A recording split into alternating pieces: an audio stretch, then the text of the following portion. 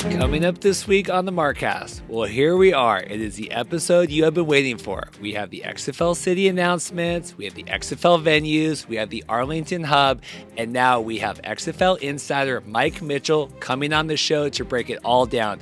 We are getting Mike's analysis and thoughts on everything XFL related, the Mortal Kombat style battle that's getting ready to start. Get over here! Excellent. Between the XFL hub and the USFL hub. Yeah, it's interesting. You know, it's like if I had predicted it myself, if I'd said, well, you know, I think they're going to have a team in San Antonio and Las Vegas and all that, then I'd feel a little bit more prideful about it. Basically, I'm just the messenger. Somebody gave me the information and then I checked it with a few other sources, actually 5. And then, wow, when I heard Las Vegas, I was like, really? Like, it's like when I got the information. So I totally understood when I released it at xflnewshub.com, when I put it on Twitter, whenever it was, late March, early April. When I put it out there, the coaches, the Heinz Wards and everybody else, people, I fully understand the response from people out there saying, really? Like being shocked. Plus, we have Daniella Ponticelli coming on from Rough Rider Sidelines. We're talking the big Rough Rider versus America CFL team, the BC Lions game this weekend. Plus, lots of other CFL talk. Is Cody Fajardo as controversial as people like to think he is? What is going on with CFL Sunday games? Why don't we do more of that? Lots more from Daniella. And the hardest part of attracting people is if the talk around a literal water cooler, because we have them in the office, is, there's just no one going to games. Okay, I'm not trying to say don't have that conversation. We need to have that conversation. But do you understand, like, it is a feedback loop, right?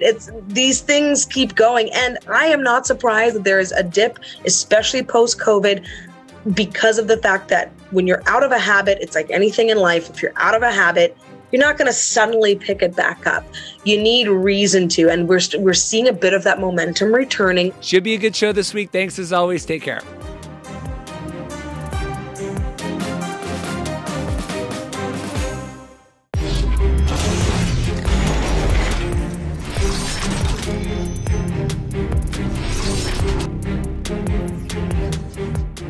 Hey guys, welcome to the Markcast. Reed here. Crazy day in the world of alt football. I was texting with listener Harrison. I was saying this is like through sands through the hourglass. It's like the days of our lives. Like sands through the hourglass, so are the days of our lives. Crazy stuff today. MLFB shutting down, potentially leaving players stranded. Not laughing about that. I'm very serious with the players, but another spring football league controversy. The XFL is being sued again. Vince McMahon is involved. WWE, The Rock. What is going on with that? Plus all your other CFL stuff going on as we are approaching kind of ending the first third of the CFL season. Not too much preface stuff today. I want to get into the show here as quick as we can. XFL insider Mike Mitchell, XFL News Hub contributor, the man that had all of the XFL cities laid out back in April, coming on to share all his thoughts. Really excited to talk with Mike. I'm recording this before I hop on. Don't know how long that's going to go with Mike and I. Last time we did shots. I don't think we're going to do that this time. I think we're going to get down to business. Too many eyeballs, I think, are going to be watching the interview with Mike, giving his thoughts on everything XFL related. So we're going to do that. Also, Mike and I are going to talk about the MLFB shutdown, the XFL lawsuit, the Arlington hub, the cities, the coaches, the venues, everything XFL related, alt football related, we're going to tackle in Mike's interview this week. And then I have Daniella Ponticelli coming on from Rough Rider Sidelines 620 CKRM. A really delightful talk with Daniella. I was telling her I love getting more female voices involved in the show. Sometimes it's a parade of, older, journalists that cover, which is great. Great to have young female voices involved as well. Really appreciate that. Lots of good chatting with Daniella about, CFL Sunday games, trying to work around, like how can we, tangible ideas we can do to kind of help build TV ratings off of the big Rough Rider TV ratings they had with the rescheduled game on Sunday this week, last weekend against the Argonauts. Getting Daniella's thoughts on Cody Fajardo, that's famously blocked us on Twitter. What makes Cody tick? Cody going to be a new dad? Is that going to change Cody? Are we going to have a dad bod Cody? I don't know. Lots of things going on with that. Should be a good show. I will check in at the end today, give you guys an update about the giveaway, mailing all that stuff out. Any other final notes at the end, please like and subscribe. Trying to get to 2,500 subscribers. If you enjoy the work that we're doing, themarkcast.com/watch to watch the video and themarkcast.com/listen to listen to the audio. Thanks as always for your support. We'll check in at the end of the show. Thanks. Well, in a week that I interview Dwayne "The Rock" Johnson, chairwoman and co-owner of the XFL, Danny Garcia, XFL president, Russ Brandon, Anthony Becht, Bob Stoops. I'm trying to think of all these wonderful people. It only makes sense that I follow it up with our own XFL insider. I use that term. Mike Mitchell, how are you doing today, Mike? I'm doing well, Reed. Thank you so much for having me on. And I'm definitely not in that league, but I appreciate you having me on. Anyway, it's going to be fun to talk about this stuff. Yeah, and so I want to preface, obviously, XFL back in the news. We're having a lot, we've added a lot of subscribers this week. So if you're hopping on, thank you so much. Like and subscribe. Listeners of our show, obviously, we had the big XFL announcement on Sunday, the cities and all that at Town Hall. If you've listened to the show, if you followed Mike's writing on XFL News Hub, we've known all the cities since April. So that is where Mike kind of fits into this. He is someone talks with people in the league, does his own research, but he is our, XFL insider. So if you're coming on board, thank you. But then just to say, Mike was right. We've been having all these coaches and the cities and all this.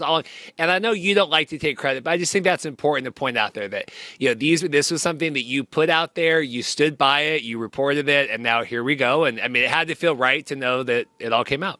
Yeah, it's interesting. It's like if I had predicted it myself, if I'd said, well, I think they're going to have a team in San Antonio and Las Vegas and all that, then I'd feel a little bit more prideful about it.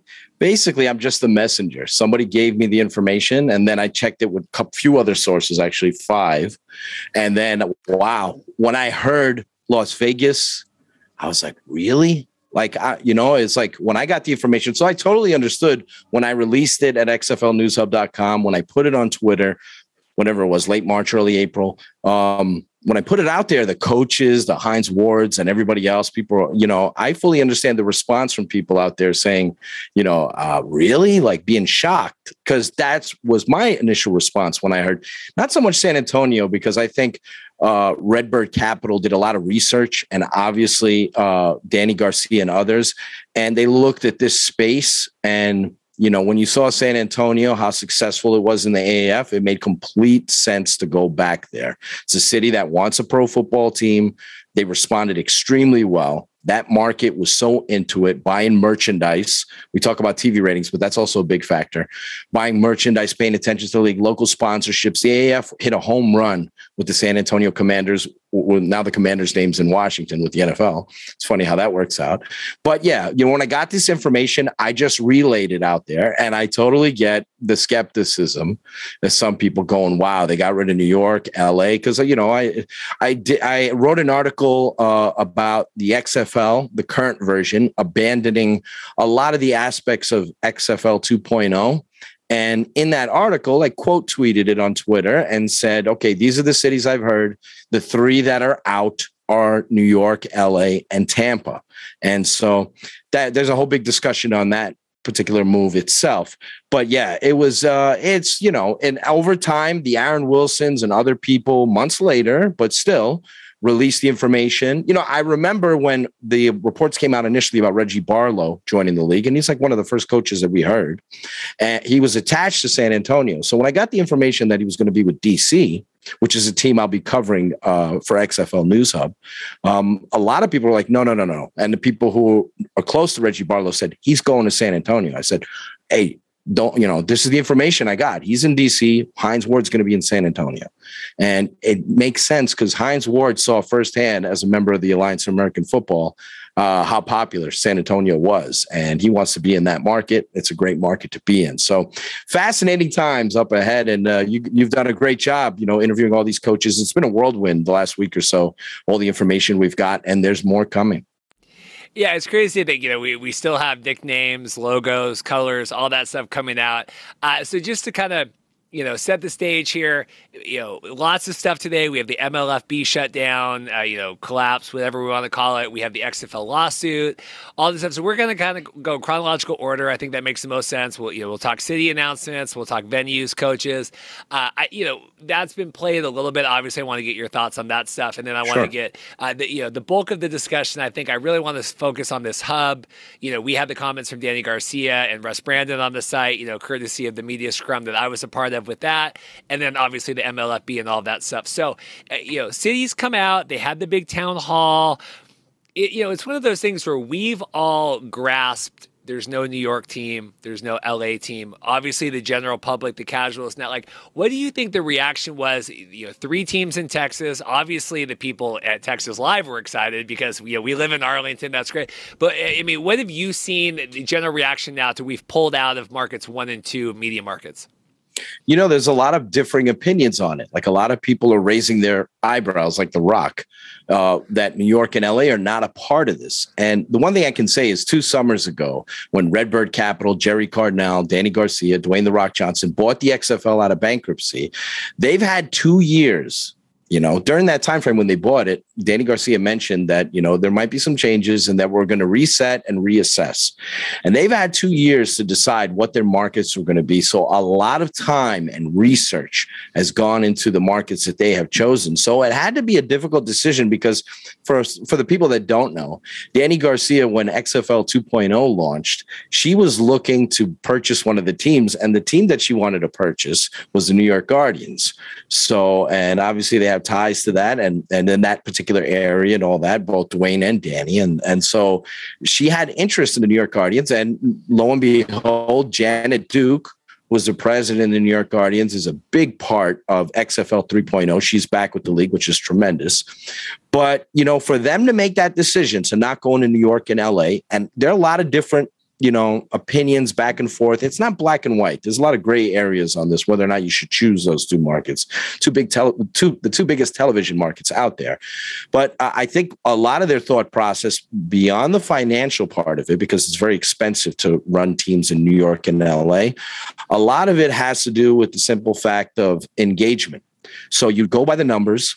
And I was actually a few minutes before I got hopped on with you, fortunate and I'm still going through over it, but I was fortunate to get the top 10 markets for the XFL on ESPN and ABC. So I'm going through those numbers now. New York and LA are nowhere to be found. And I understand that even if it's a tiny percentage in New York and LA, it's still it's more people than would be, say, Tulsa or something like that. But also, you have to figure in, like, how invested are the people who are watching your league? Are they watching it casually, or are they really into your league where they're going to buy tickets and view all your social media and be wrapped up into your league? There may have been some New York, and there were, obviously I covered the New York Guardians. There were fans that were into the league, but by and large, it wasn't that strong. It was mostly ignored in the tri-state area by the media and all that. And you had good crowds, even though it looked like an eyesore when you watched New York Guardians games. Same thing with LA. They had good crowds too, but it didn't look great. So they had to make, circling back, Redbird, Danny Garcia, Dwayne Johnson, for better or for worse, they've had 2 years to make these decisions on what cities to choose. And I'm sure it was difficult for them to, let go of the big cachet in New York and LA and Tampa, which is a good market too, even though they didn't do very well in the XFL. So it was a tough decision, but there's a method to their madness. There's a reason why these cities have been chosen. I was going to make a joke. I was, at the time, right, Tampa, like scary, right? It was like 12,000, whatever. Like, man, this is like terrifying. Like, I think a lot of leagues right now would take 12,000 fans in a lot of their games. I'm not trying to throw any shade, but it is. I mean, context is king. And it was, I was obviously with the Dragons, and, I think we had like 26. I can't remember, Battlehawks, right? They were going to open the dome. We all know that stuff, the game that got canceled there. But, that 12-14 for some of those games looks pretty good now in comparison just of what we've seen in recent times with other spring alternative football leagues. Agreed. And, it's not so much the number, whether it's 10, 12, 15,000. It's also the type of fans you have in attendance. And the Tampa crowds are great. The Viper crowds in Tampa were great. So oftentimes with these kind of leagues, you get spectators more than fans. And that was a cool thing that the XFL had going in 2020 is even if the crowd was 15,000, which I think is a good number. And, it's not easy to draw when you're a new league with players that people are not familiar with. You don't have a built-in brand identity. You're just getting started. To draw 12 or 15,000 fans, even in places like LA where you're competing against the sun, that's very difficult. So I think those are decent numbers. I think people have to temper their expectations. Now we're living, I can't really say a post-COVID world because we still have issues with the pandemic and everything else. We've got a better handle on it. But now that we're in a pandemic world, getting 12, 15,000, 17,000, 20,000, if you're lucky, those are great crowds, especially if you're a new league, because other established leagues struggle to draw. I'm not talking about the NFL because we know what the NFL is, right? Absolute monster. But with these kind of new leagues, you can't scoff at, oh my God. It's just that when you have larger stadiums, there's sometimes where you have an 80,000 seat stadium. If you only have 12,000 fans, it looks like a, non-Birmingham Stallions crowd that we saw this past spring. So that's kind of the story there. It's just hard, like you said, even the CFL is struggling. They're, famously gate-driven league. They had monster ratings on Sunday for your Argonauts, versus the Roughriders, right? 600,000 plus.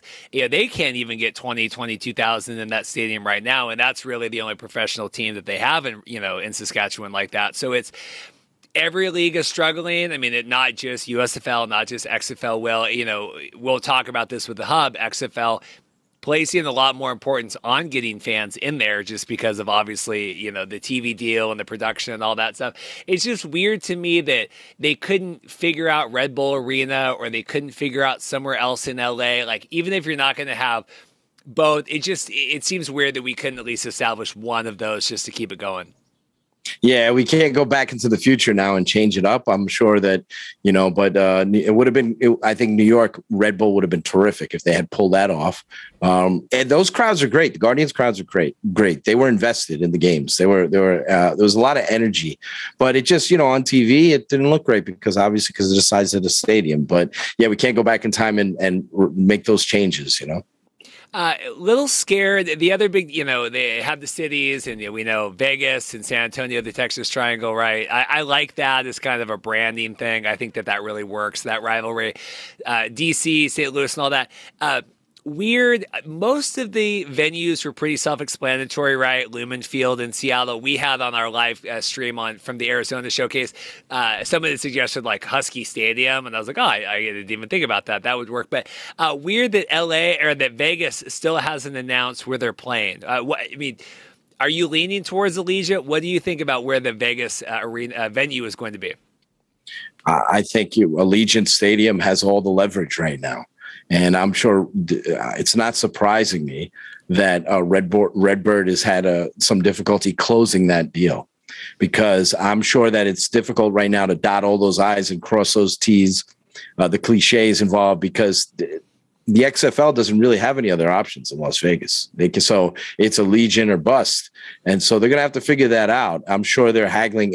These venue deals are not easy to make because you have to work on the splits and how you're going to do all that. And that's a big part of it, concessions, all that.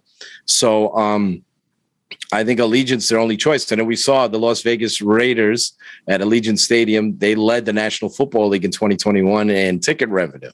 So that market is booming. And, the venue has leverage, so they can ask for splits that are more favorable to their end. Redbird is not used to, I don't want to say losing, but they're not used to going into an endeavor where they don't get anything out of it. So I'm sure there's some haggling going on there. From my understanding, Jerry Cardinal made a big push for Las Vegas to be a part of the league. He sees the growth of that market and how the gambling and everything else. And he loves the cachet of it. And if you look at the portfolio of Redbird, everything they've got involved there, you know, throughout globally too, and all the partners they've had, the Yankees, now the Rangers with the XFL, obviously. You can see why they would want Las Vegas. But, you know, getting that stadium done, at some point I figured it'll get done. How many concessions are going to need to be made from the boring business end? That remains to be seen. But you know, they got no choice there. You know, once you announce Vegas, you assume you're going to be there. That's why, you know, when I announced the cities way back when, I was told the situation is fluid because of the simple fact that there was always a possibility that there could be a snag in venue negotiations, and that all of a sudden Las Vegas would become San Diego, which I know some people hope for, but that could happen. So I made sure to put that in there because that's what I was told in terms of it being fluid. So you can't go ahead and announce Las Vegas. Then you got a massive egg on your face. If you announce Las Vegas, you can't get a stadium deal done. And then where the hell are you playing? And then you go to another state. That's not a good look. I'm sure that's they need to get that settled. It's great that the other teams are selling tickets already or deposits. We're talking about whatever it is now, 6-7 months out. You want to do that. Want to get a jump on that, and they've already gotten a strong interest in these markets, and that's going to grow. Once they reveal their identities and you start hearing players and things start ramping up, they're gonna do pretty well. Even in this COVID world, they're gonna do well selling tickets, especially in those markets like St. Louis and San Antonio. I can't imagine those guys not averaging 27K plus, maybe more, right out the gate. Yeah, I mean, isn't the deal too though? Because Allegiant, their pricing there, I mean, they lead the league in revenue, obviously, because the Raiders and Vegas and all that kind of stuff. But they also it's very expensive to get tickets at Allegiant, right? I mean, that's what I've heard. Absolutely. Absolutely. It's a big ticket. And they can charge. You know, there's a market for it, and they charge, you know, like a better term, up the wazoo. So, so it's definitely something you need to be worrisome about the deal that they make with the XFL. You want the XFL to get some cut out of the deal, but you know, that stadium's a large stadium too. It's not as big as MetLife per se, but it's a beautiful stadium. You just might have to dress it up a little bit, because if you got 30,000 fans in that building, that's great. If you were able to pull that off, that's tremendous. In a 65,000 seat stadium, might not look so great, but I tell you what, though, if you could draw 25, 30,000, that's still good. The game's going to look good. You're going to have great energy from the crowd too. So, is USFL having those tarps left over? Can we get some of those USFL tarps for that? I will say it feels with the Vegas thing. You know, I was not part of XFL media in 2020. But it was my understanding that maybe Oliver Luck got a little ahead of some of the announcements, and the venue deals weren't all necessarily in place. And so then we announced the cities, and then it came out, oh, now the stadiums have more leverage, right? And I feel that first of all, is that true? Am I understanding that situation correctly? Yeah, you know, the XFL made a lot of really good deals, venue deals. Maybe that partially Vince McMahon and his team, but it was beneficial. The more tickets that St. Louis sold, the more money the league made. So they bet on the fact that they were going to do well in these markets, Seattle and otherwise. And then the one issue that was involved with venues at the time, and this had to do with competition, is when the XFL was picking cities and picking venues, the AAF was in existence. So they were getting ready to launch their season, as a matter of fact, and they did launch their season. So sites like San Diego and others, the XFL decided to pass on that. Now, they did try to get in Oakland, but Oakland was too demanding. They made too many demands to the XFL. It was an unfair deal, so the XFL had a shift, and they ended up going to Los Angeles. So that was kind of the story there. But they would have gone in San Diego. They would have looked at other places. They were interested in Orlando back in 2020. But again, the AAF had Orlando. So, and again, we didn't mention Orlando here. We were talking about Vegas and San Antonio, but Orlando's another market that did really well in the AAF. So I'm not surprised that the Redbird went through the history of spring pro football and looked at the markets that did well, ratings-wise, merchandise-wise, interest-wise, and decided to have them a part of XFL 3.0. Like you said, I'm just worried that now, like you said, Allegiant, Vegas has that leverage. I don't know if Vegas is that important of a market to fork over that. You know, like I would argue that it would be more important to lose money being in New York or LA than it would be to sacrifice margins that way. I would advise, if you're going to be in Vegas for the gambling, for the sports aspect, and hopefully the XFL will do this, USFL, that was the big thing, was like, oh, we're going to rely on sports betting and all that. Yet we're not going to engage with any of these individuals at all. We're not going to talk with Yahoo Sports. We're not going to talk with any of these fantasy writers, PFF, but like a good portion of our audience is somehow still going to come from sports betting, even though we release, roster reports at 3 a.m. So if they're going to be in Vegas and they want to deal with the gambling, which makes sense, if you're going to sacrifice to be in Vegas, you need to make sure you're really wringing that towel out to get as much as you can from that. It's you're correct, Reed, and I'm sure that that's what they're in Vegas for. I think they're going to embrace the gambling community, the DFS community, all those communities, and they're in Vegas specifically. The cachet, beautiful stadium, all that, growing city, the ability for growth. Absolutely, I think gambling's a huge part of it. I expect the XFL to go all in when it comes to connecting with media outlets, media partners, gambling partners, all that. I think I saw FanDuel and a few other sites touting the XFL cities. So they're ready to be partners in that space for sure. They're not going to, hide in their little, boardroom and not do anything. So I'm sure we'll talk about this there, but very high on a lot of the things I'm hearing right now. Part of that is just self-admittedly hearing it firsthand from people involved. I mean, I just can't help. And I think it was, when Mark Perry was on a couple weeks ago and, people say, oh, Reed's complaining because USFL wouldn't give him the time of day. It's not just me, it's everybody. I mean, this isn't a Reed issue. This isn't every single person I interviewed from every single outlet for the course of the season issue. I mean, I vocalize it the most just because I got to produce a weekly show talking about these leagues, and it's very challenging for me to do that when the league doesn't facilitate any sort of communication whatsoever. So, obviously I'm going to be more biased, but I am very, bullish right now. And again, words matter, but actions speak a lot more than words, but very bullish, at least on the messaging I'm hearing from a lot of the people involved right now. Yeah, and they've taken a lot of time. Redbird has taken a lot of time to put together a plan, formalize it. They're making a big bet. They realize they're going to be spending a lot of money. They realize that it's going to take significant funding and maybe some losses in the early going. I heard Heinz Ward talking about that San Antonio show earlier today, how Redbird realizes that, but they're going in head first. They're taking the plunge.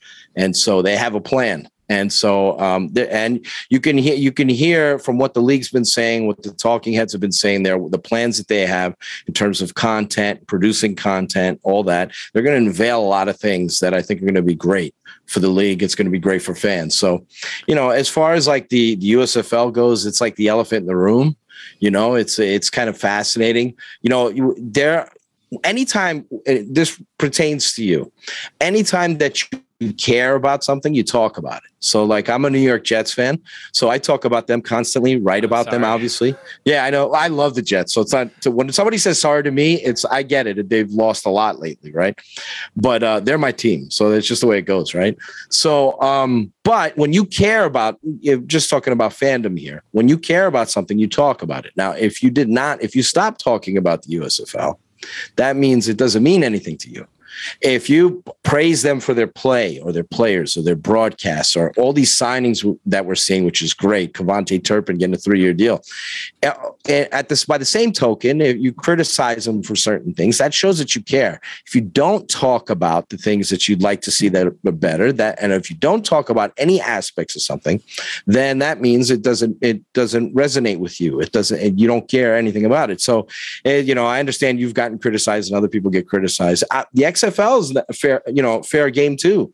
If they make any mistakes, if things don't pan out, if certain things are not done correctly, if there are any missteps along the way, all these people that are passionate about the league can't wait to see it be in play, all that, they'll be critical, sometimes unfairly critical. People jump the gun on too many things. There's too many knee-jerk reactions. But be that as it may, at least people care. When you're passionate about something, I brought it back around to sports teams. If you're passionate about, I love the New York Jets, so I will praise them for certain things they do. And, unfortunately over the years, knock them for things I haven't liked.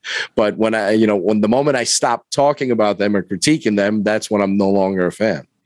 It was interesting and we'll circle back to the venues here, but when we wrapped the Arlington show, and luckily they let me be there for like 3 hours because it took forever to do the stream and I had to post everything, and they were great. They let me stay in the suite and kind of do, which they didn't have to do, right? I mean, they didn't have to leave that area open for me to do that. I ended up hitchhiking a ride in the Uber with some of the team that they do the social for like $7. I don't know if it was specifically like $7 or, but they're with Danny and DJ and kind of all that stuff, which The Rock now that I've known is The Rock, and then Dwayne The Rock Johnson. Now it's just DJ. That is what everyone calls him in the corporate sense. But they were talking, and I'm like, what do you guys do? And they're like, well, what do you do? I'm like, why are you here? And okay, you're from Seattle. Like, what's going on? And I'm oh yeah, I do this podcast. And they go, they really care about a lot of that stuff you guys do, right? They said they really, a lot of conversations are had about, the work that you guys do over at News Hub. I'm talking to you, Mike, now, and, a lot of the guys who do that. And they said, like, they listen and they pay attention to that here, and it really means a lot.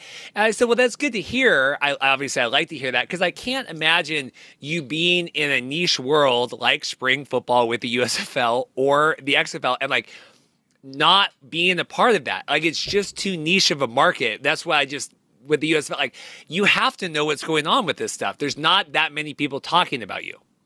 But it's funny. Back in 2000, I want to say it was early 2020, I wrote an article about how the XFL needed to attract the mainstream media.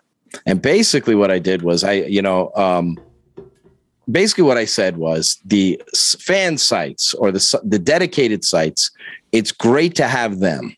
But you need to gain the interest and have, major outlets covering your leagues. I got in trouble with that within our own community because I said, basically I wasn't trying to intimate that we weren't important, because we are. But and then I got in trouble with the league, because there were people who reached out to me in the league and said that, maybe I was doubting that they would be able to gain interest beyond just fan sites or dedicated sites. So my point is about all this is that, you need to embrace, not distance. It doesn't pay you.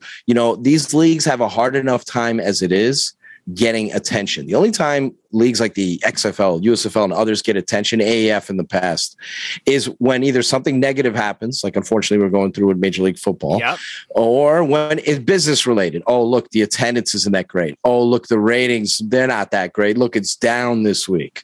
That kind of thing. So it's never about the games or the players. And that's why, you need to embrace, do not distance yourself. When you have people that are dedicated and following the league, embrace them. You should shoot for getting USA Today and ESPN and all these major outlets to cover your games, and actually beyond the business aspect of attendance and ratings, where they actually are focused in on, the San Antonio and Akil Glass, or focused in on Orlando's run defense in week 8.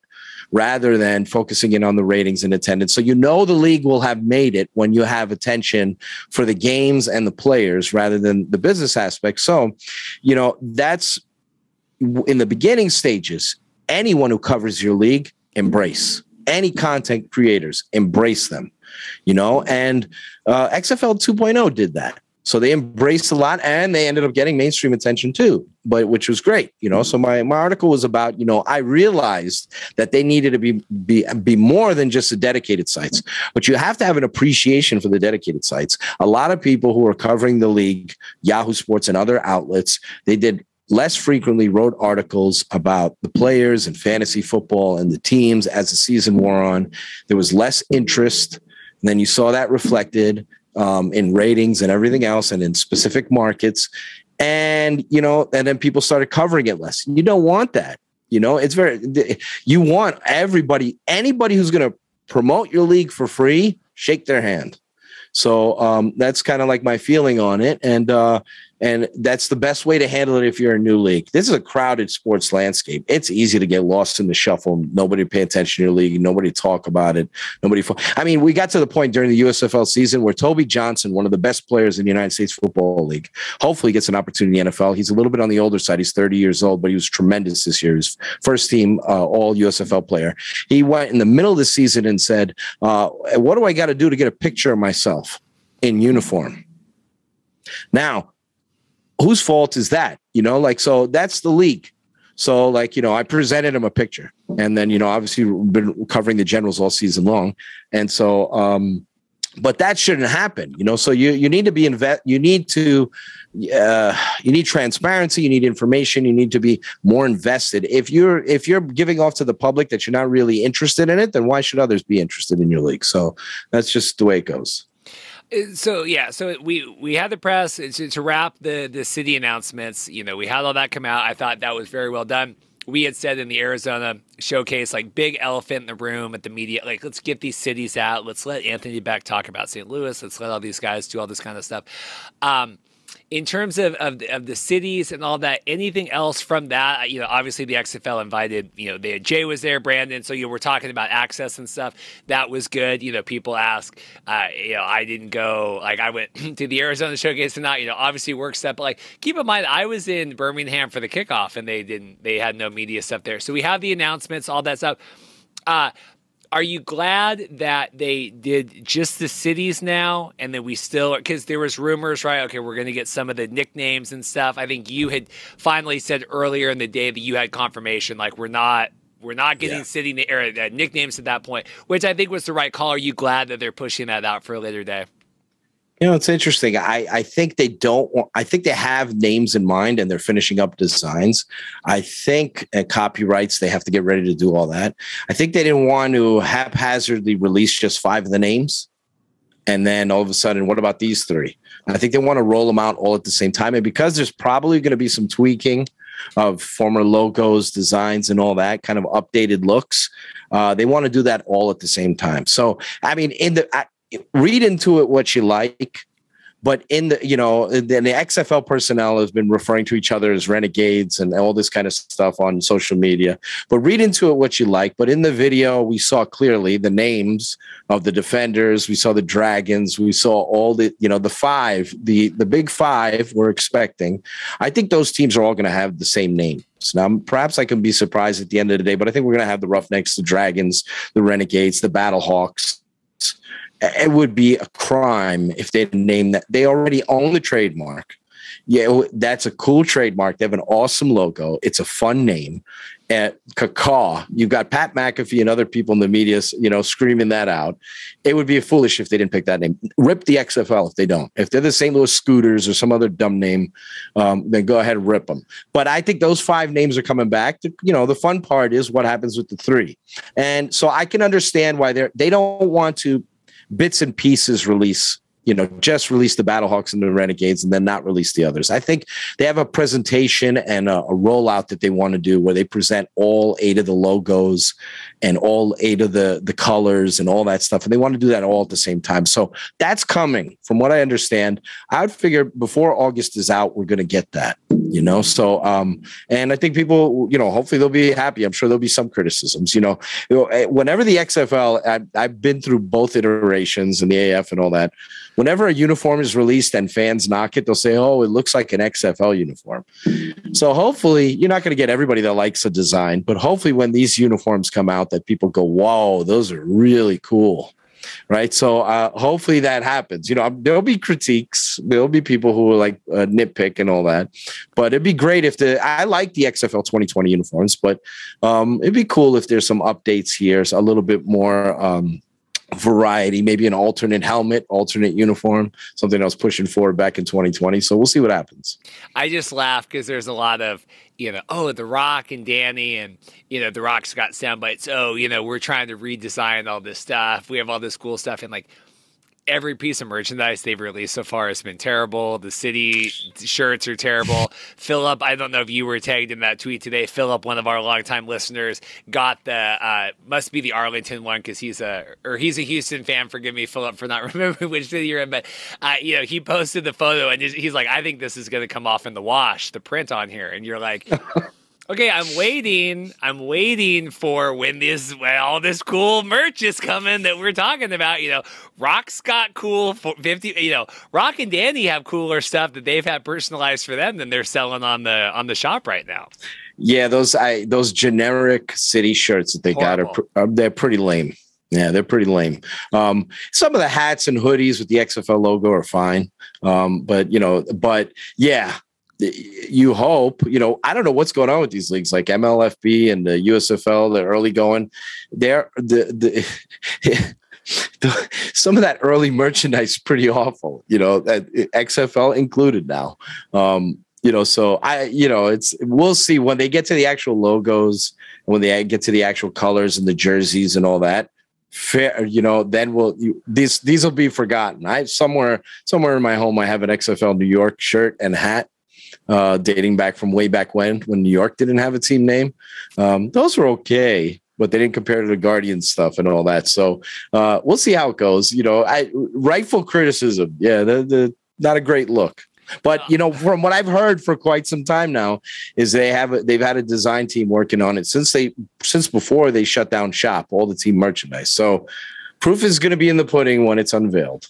I'm happy to. I will criticize that. I had a bunch of USFL people like, are you going to defend the thing, Reed? I'm like, no, it's terrible. Like these leagues need to hire, you don't need to hire anyone even. Just get 5 or 6 guys on Zoom calls and show them stuff and be, what do you guys think about this stuff? I think we get too, and I said this with the logo too, we're too secretive and we're working on the logos and we're all cloak and daggers. And then it's like, here you guys go. And you're like, I could have told you that.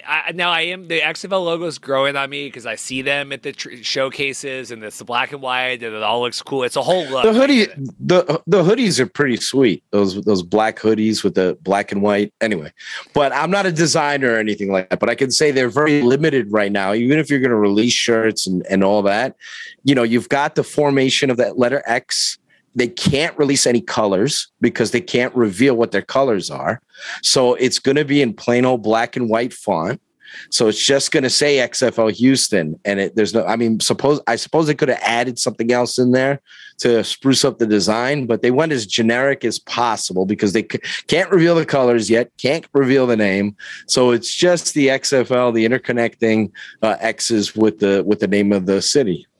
I was gonna say even, but they don't even have even a black on white text on black city shirt where it looks better than this white on black. They have a couple black XFL. I'm looking there. They have a black tank top. You can get a black sports bra, black yoga shorts. They have black shirts. Do the cities at least in that variety? I don't get that this white generic. And I'm looking on here. That's the only one you can get. What was I going to say? In terms of, so you do believe the 5-team, and that we're not, you can be wrong about this, but you do believe the 5. I do believe, from what I've heard too, all those trademarks are coming back now. They might be altered. I expect a lot of these logos and uniform looks to be altered, but we might see likely to see a different Roughnecks logo, and we're going to see a little bit. We're going to see a little bit of a different Renegades logo. The XFL got hit by NFL properties. I'm trying to remember everyone that was involved here. The Houston Astros came after them. The Patriots came after the Roughnecks for one of their logos. They thought it was too closely resembling their Patriot. The Flying Elvis. The Flying Elvis, right? So I expect those to be tweaked, to be changed. I'm going to miss the Roughnecks logo. I thought it was pretty unique, but even though it was a little bit of a knockoff, but I thought it was pretty cool. Anyhow, it is what it is. But I expect those 5 team names to be back in the fold, and then we'll see where the other 3 go. From everything I've heard, Wildcats and Guardians not making their way back. I haven't heard a lot of people are speculating that Orlando's going to be the Vipers. That could possibly be, but I haven't heard any confirmation on that. I'm if you're in San Antonio, you're in Vegas, you got to give them nicknames and team brands that are specific to those regions and not be recycled from other, the Las Vegas Wildcats or what have you, the San Antonio Guardians. I mean, those names sound all right, but you want to give those specific cities their own identities and leave the door open for Los Angeles and New York to potentially join the league in the future. I'll tell you, Arlington Renegades doesn't work. You got the, what do we call it? Alliteration. Yeah. So you got the R sound in both Arlington and Renegades. It doesn't work. It's a little tough. What if it, and I had seen this, Pat, I can't remember if someone messaged me what if it was the Dallas Renegades of Arlington? Yeah, I don't, what was that? The Los Angeles Angels of Anaheim? What was it? How did I go? I forgot. It was a few years back they did that.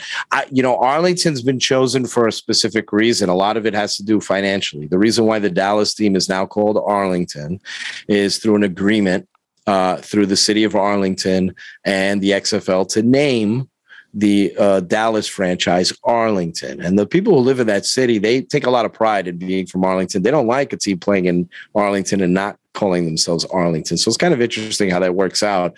But I can tell you this from what I've heard the last few years behind the scenes. XFL 2.0 was offered a financial agreement with Arlington to call their team the Arlington Renegades instead of the Dallas Renegades. And Vince McMahon and the leadership there in the XFL 2.0 turned them down because they wanted to keep the cachet of having the Dallas name. Now, Redbird, I don't know this. I can't confirm it 100%. But I'll tell you this, facts speak for themselves.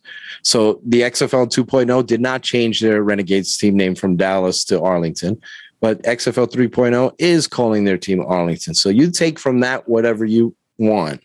But the fact that they're in Arlington for 3 years, they're in bed, for lack of a better term, with Rev Entertainment through the Texas Rangers. There's a lot of agreements in place between Redbird and a strong partnership with Rev Entertainment to be in Arlington for 3 years and to name their team. So it'll take a while to get used to the Arlington Renegades, but it is what it is. People are going to mistakenly call them Dallas all season long. It's like people call the Chargers San Diego.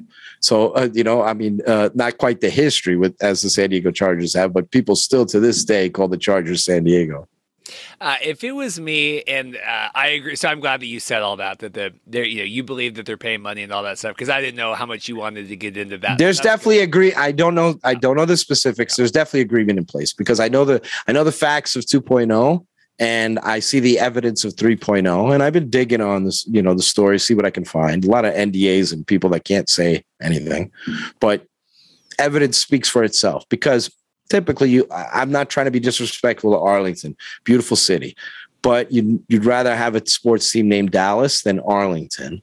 And, some people in Fort Worth would love for their teams to be called Fort Worth rather than, right. And a lot of the teams in the NFL and other sports, they play in places that don't even match up with the name of their city, like the Jets and the Giants. I'll get some heat for that.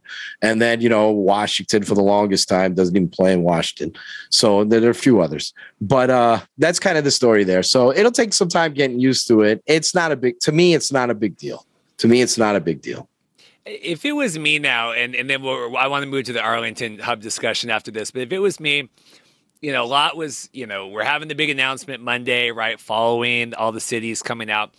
I thought maybe we do the Dallas team name or whatever. I didn't know, because we knew the hub, and I'm like, I guess that's not public yet, right? Okay, because these are things like, what do we actually know, and then what needs to be announced or what's public? So I'm like, okay, so they're gonna do the hub announcement, all that stuff. I think since you're in Arlington, we're trying to, and this will go into the hub discussion and how are we going to fight kind of everything that the USFL, all their challenges, but showcases haven't been in the local markets because you didn't want to give out any of the locations. I understand that. We had the big Arlington announcement. I would do, I don't care if it doesn't need to be the whole executive team, fly Heinz Ward in there, have a couple of people.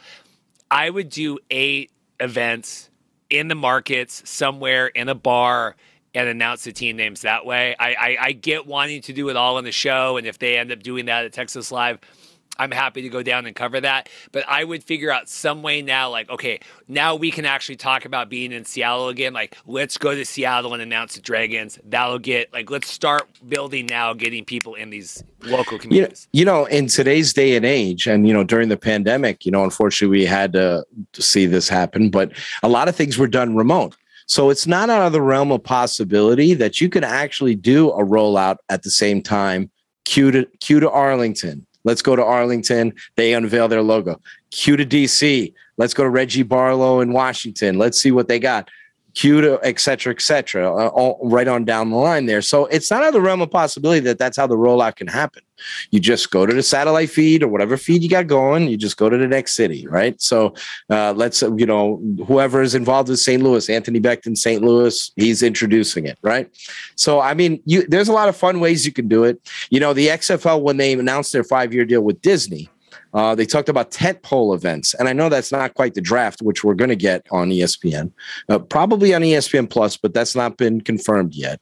But, the reveal of uniforms and logos would be like a fun thing I know it'll be all over social media. That's a given, but it would be a fun thing to see, on ESPN Plus, per se, or something like that, half-hour thing. It'll most likely be on SportsCenter. We'll see that because back in 2019, 2020, I remember ESPN SportsCenter doing the big uniform reveal for the XFL. They went through each color, the name, everything else. So I assume that we're going to see something like that, and you can incorporate all 8 cities with events, with all that. So that would be great. I feel like a lot of that was done on social though, because I remember like Brandon Silver's like running in. And was it Brandon? And then that was separate from it too. That was done on social, but the ESPN stuff in SportsCenter was they went through each uniform. Let's take a look at the defenders, and they had mannequins set up on ESPN and all that stuff, and then they went through all of them. Wow, they went through each uniform color scheme and the theme behind it and all that. Then of course there was the XFL videos, which were pretty hilarious. I don't know if you remember those, Reed, or not, but you should go look them up on YouTube. Each individual team got a video. The Battlehawks one was one of my favorites. I watched that so many times. Had voiceovers attached to it. And some people in the media had fun with it because it was very Vince McMahon, WWE-ish.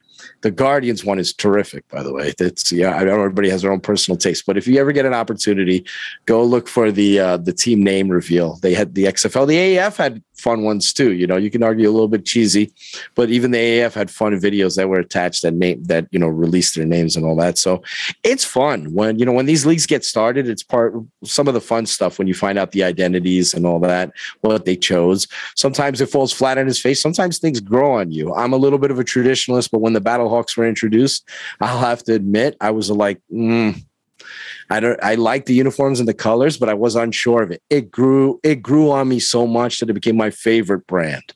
So at first I was like, what's a Battlehawk? It's not a bird. It's a helicopter. I know that, but they embraced that. The birds, their whole scheme was I know, but their whole scheme was that that birds themselves are battlers and they're fierce and they're tough and all that. The Hawks. So that was a big Vince. That field I know it is. Actually, I know that's a Vince McMahon name choice, and it's actually fun. So, and the helmets are great. The logo is fun. The brand is fun. It's all fun. I remember I posted one night a poll about that, and I think Andrew Murray said that might have been the best poll I ever posted on social media was, is a Battlehawk a bird or a helicopter? Because it is a helicopter. In the intro video, it's like, it flies like a bird. Caca! And it's the helicopter. It is the Battlehawks. It's not a bird. It's a helicopter. You can at me until the end of time. It's what it is.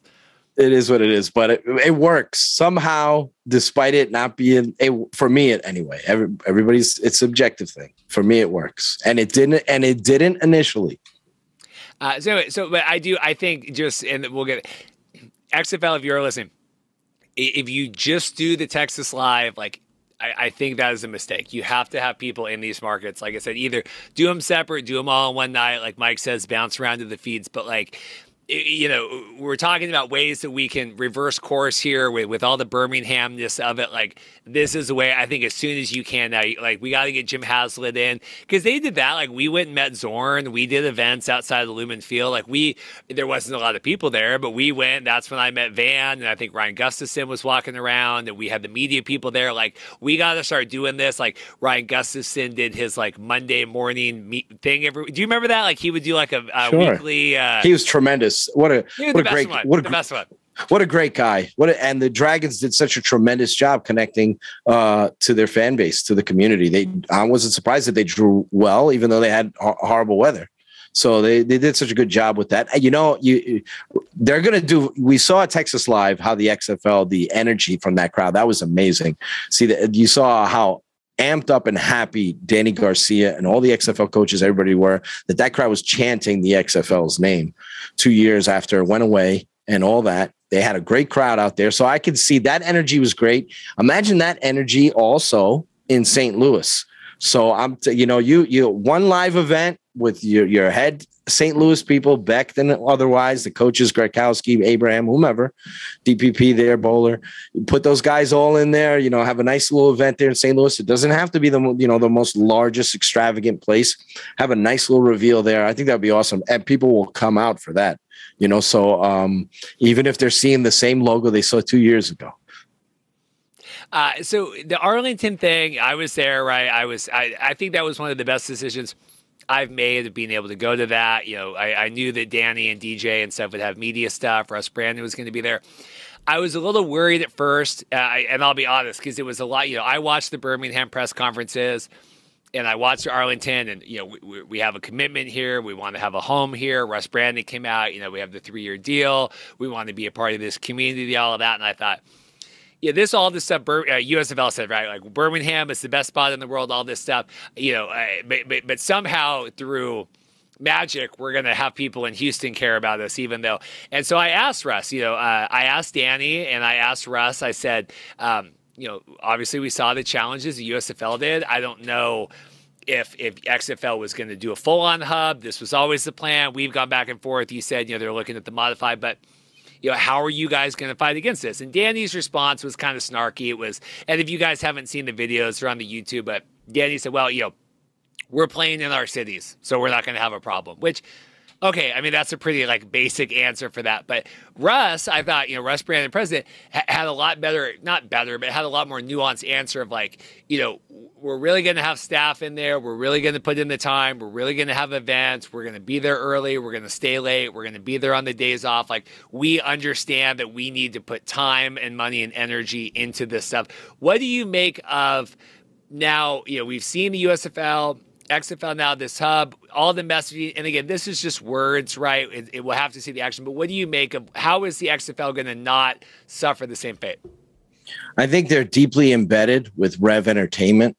And Rev Entertainment is heavily involved, and then Arlington's deeply embedded with the XFL. So they're going to be doing a lot of things together, and they have a full-on plan what they're going to do in that surrounding area and all that. There's going to be a lot of business. You've got thousands of people that are going to be in that area for 5 weeks, not just 4 in January, and then throughout the entire season. So the businesses in that area are going to benefit from it. I want to cycle back real quick, and it's in the same topic. You wrote an article this week at xflnewshub.com, which is awesome.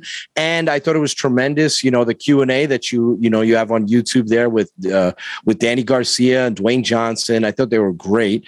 You mentioned a snarky comment by Danny. I also think sometimes, there's certain ways that questions are worded, so you get certain responses. And there was I thought Danny Garcia, I just want to say this, one of her best responses during that whole Q&A press conference, whatever you want to call it, was she volunteered a complimentary words about the USFL, without being asked about it, because one of the questions was, what makes you, basically, I'm paraphrasing here, what makes you think that this league will work when so many others have failed? So that was specific to the XFL. But to Danny Garcia's credit, she said, and I'm paraphrasing here too, so please forgive me on this. People can check out the video, see how close I am here. But Danny said she thought the USFL did a great job. That they did a great job in the sports landscape, that they had good viewership competing as they just completed their season. I thought it was not only classy, but it wasn't a diplomatic thing. She was just being truthful. So very easily could have not brought up the USFL. So, some people out there may have read some of her comments and thought, oh my goodness, that's pretty snarky, saying, hey, we're playing in cities. They're not. So let me tell you something. I think she was, she went out of her way to compliment the USFL, which is a fact, that they did well in the ratings and that they did a good job completing their season, and that how they competed against other sports leagues shows that there's an appetite. And when she was asked specifically, how are you going to succeed when others have failed, she went out of her way to make an example that USFL did not fail by saying what she said. So for anyone who feels that maybe she might have been snarky in some other comments, I think because people were thinking, the way the questioning was to her was, you guys are going to be in a hub. How are you going to attach yourself to markets? And so her response was, well, we're going into our markets. And they plan on being in their markets and connecting with them. And look at the coaches. If you're following social media and you see Anthony Beck, not that he needs to win people over because he's a tremendous person, coach, all that. He's doing a tremendous job connecting with St. Louis, and that's just through social media. In today's day and age, you can connect with people through social media. But I think there'll be boots on the ground, and there'll be events and there'll be things that are done over time that help, embrace the markets even more. And so I thought your article was well done, though, and I thought you did a tremendous job with your interviews, and there were great questions that were asked, and I thought Brandon and others did a very good job responding. Let me give you, and I'll give a plug here. I talked to them on the phone today. Dirty over with the XFL St. Louis show. Want to know how to ingratiate yourself in the market there if you're Anthony Beck? He's going on their show next week. So there you go. I mean, and plug that. And Jason, I think he wants me to come on and ask a question. I don't know if my schedule, but spoiler alert to these leagues. Want to know how to get someone involved with your whatever? Get them on the show. You don't think, and not that, Dirty and those guys and Arlington and Will, right? Not that they're all not going to be in love with St. Louis anyway, but wow, what a great way to start off on a good foot. Your head coach interacts with them on Twitter, agrees to come on their show next week, do a fan Q&A. They're going to be fans of yours. That's awesome. They're locked in now for life. Not that they weren't going to be anyway, but there's no even they're going to be in St. Louis. It's not going to be the same. We have this thing right away. There you go. That's a really easy way to and it doesn't cost you a penny. And I remember, because, it wasn't too long ago, although it seems like 10 years ago, when Jonathan Hayes was announced as the head coach of St. Louis, there was some disappointment. A lot of people had selective history with this because they figured he wasn't really connected to the market. They should have went after Mike Martz. I remember people talking about Isaac Bruce and all that.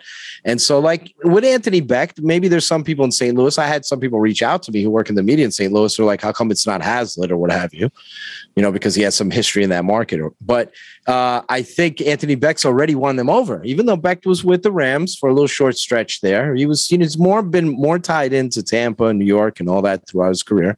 West Virginia, obviously, so which isn't too far away. But I think it's tremendous that Anthony Beck is doing what he's doing. I'm not surprised. He's such a high character guy.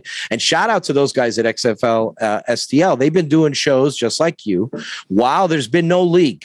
So, and I've been meaning to get on their show too. I'm busy writing about 4 different leagues, but I would like to go on their show too. And I think that's just so awesome. Reward the faith. And, you got so many sites out there and content producers that are loyal to these leagues, which is amazing. People look at you cross-eyed that you talk about the XFL. When I tell people I read about the XFL, there's that league, does it even exist? So it's they can't believe how passionate you are about it. So believe it or not, this crazy league that was around, played 5 weeks of games, has a lot of people that want to embrace. And if they do that, that's how you reach out to your community, because people in St. Louis are listening to those shows. So if you reach out, it's the early stages. We'll see what happens. There's a lot of work in front of them, but I'll say so far, what I'm seeing from these coaches, the way they're reaching out to their markets, I'm already impressed. Well, I totally agree. Like I said, I don't want to be that okay, the XFL comes now, dropping whatever. I just think that it's just little things like that. I always talk about these unforced errors, and like you said, and like I said, I mean, eventually it went through the PR people and all that stuff. But I think that Dirty just reached out to Beck, and he was like, "Yeah, let me go talk," and his assistant or whatever figured it all out. But that's what just kills me about these leagues is there's all these things that don't cost any money at all, and it's gonna they're gonna be fans of yours for life. Now I said it with Mark Perry, right. If I guarantee you, if in any course of the last 9 months, I had emailed USFL, but hey, I would really like to talk to this person, and they had responded with well, here you go. I guarantee you, and it's just personality. I'm happy to admit it. I'm there's no way that you're not going to be bought in on something when they're working with you to help do it. Doesn't matter. Why am I higher on the CFL right now? Why do I like the BC Lions? Why do I like the Stampeders? Because their media people work with us. It's just but nature of the beast that you're going to be more locked in with the people that are trying to work with you. And I just kudos to Anthony and those guys over there in St. Louis, but just very happy that already we're off to a good start. Yeah, I love it that Anthony Beck's mantra now, his hashtag is fill the top. So that's brazen and bold, but I love it that that's what he's shooting for. I mean, they were almost going to do it in the XFL anyway, but back in 2020. And no one Dirty, like we know Dirty, he's one of our community guys. He's going to ask Anthony the team name within like a minute of that interview. So, which is great. I think it's awesome. I think it's really awesome what these guys are doing. And Anthony Beckton in particular. Do you worry? And my concern is, we got a lot of money, XFL, like you said, Redbird, all this stuff, but a ton of money, right? Coaches have been on staff now already. We're not kicking off until February. I have to ask this, get your opinion, having staff in all the cities, having 8 DPPs for all the cities, having 8, what's the other, like, team operations coordinator? I mean, it's like the team mom, whatever. These are all positions that do not exist in the USFL. These are all positions that, honestly, if you have a hub where you're flying people in, maybe it's easier to get away with some of those, not having those positions. Like, do you think that XFL is really committed with the money that they're going to spend here for the next at least 3 years with the Arlington stuff? Absolutely. They don't want to, of course they want to save money. That's why they're in Arlington for a 3-year hub. That's why they've named the Renegades team Arlington. So that's part of it, right? But you want to make sure that you can't run an engine, run a car without gas in it, without all the right things in it, right? So it's like, so that's basically the XFL. They want to run a proper operation. Now they're not going to go crazy and have 25 coaching assistants. You can't do that, but you want to make sure that you cover all the bases, and that's what a director of team operations is for. And as these teams slowly but surely start going into their markets full time with practice facilities and headquarters and all that, that's going to expand too. Right now, the XFL is not at the point where they're going to have, from my understanding, team presidents and everything that we had in 2020, because they're not in the markets fully.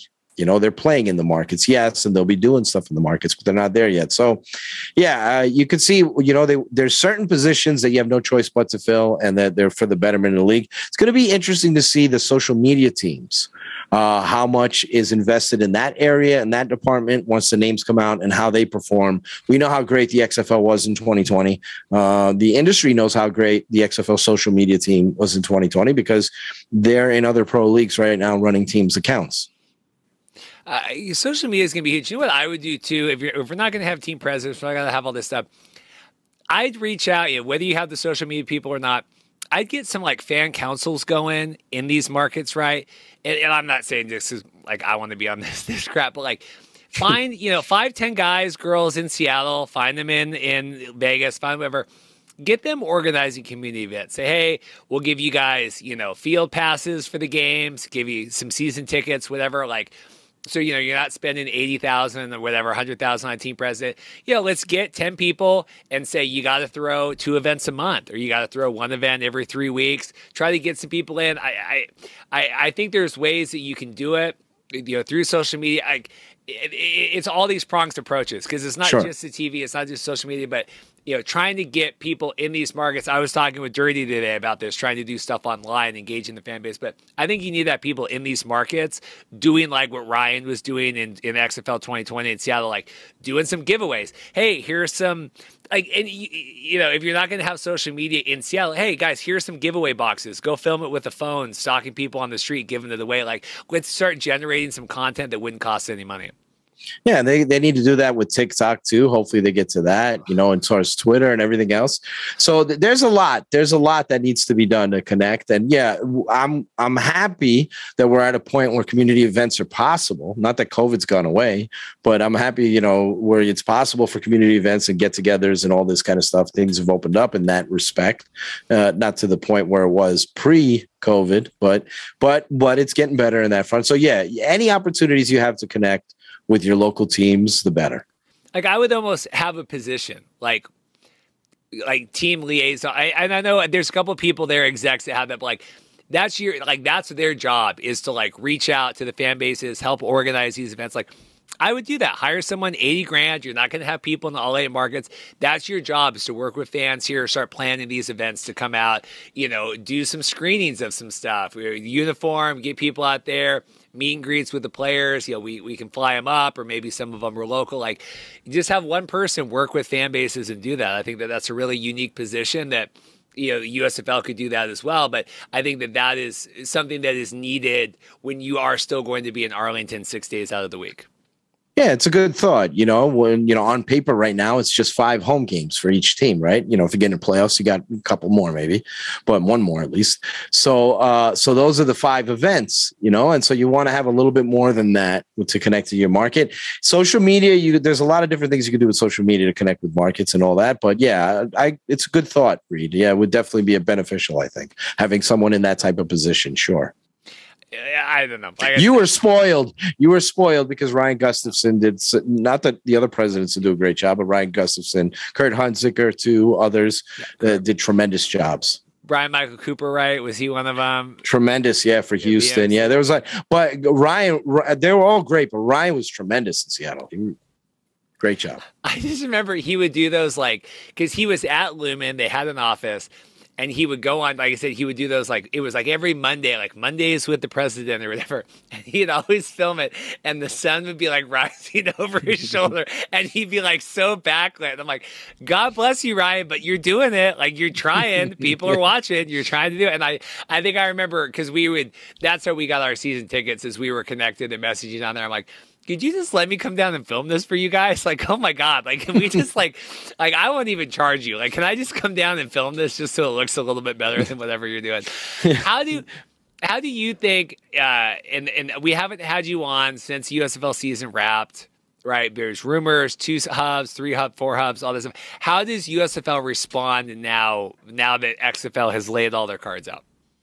They're definitely aware of them coming. I mean, it's not like Fox wasn't trying to raise $200 million in funding. I know that story just recently came out, but they've been trying that since they launched the league. So this is an ongoing thing over a year long now, trying to raise funding. The reason why they're trying to raise funding, I mean, we know Fox has the money. Look how much you're paying Tom Brady, right? But they're not going to rob from Peter to pay Paul, which is a very old fashioned cliche.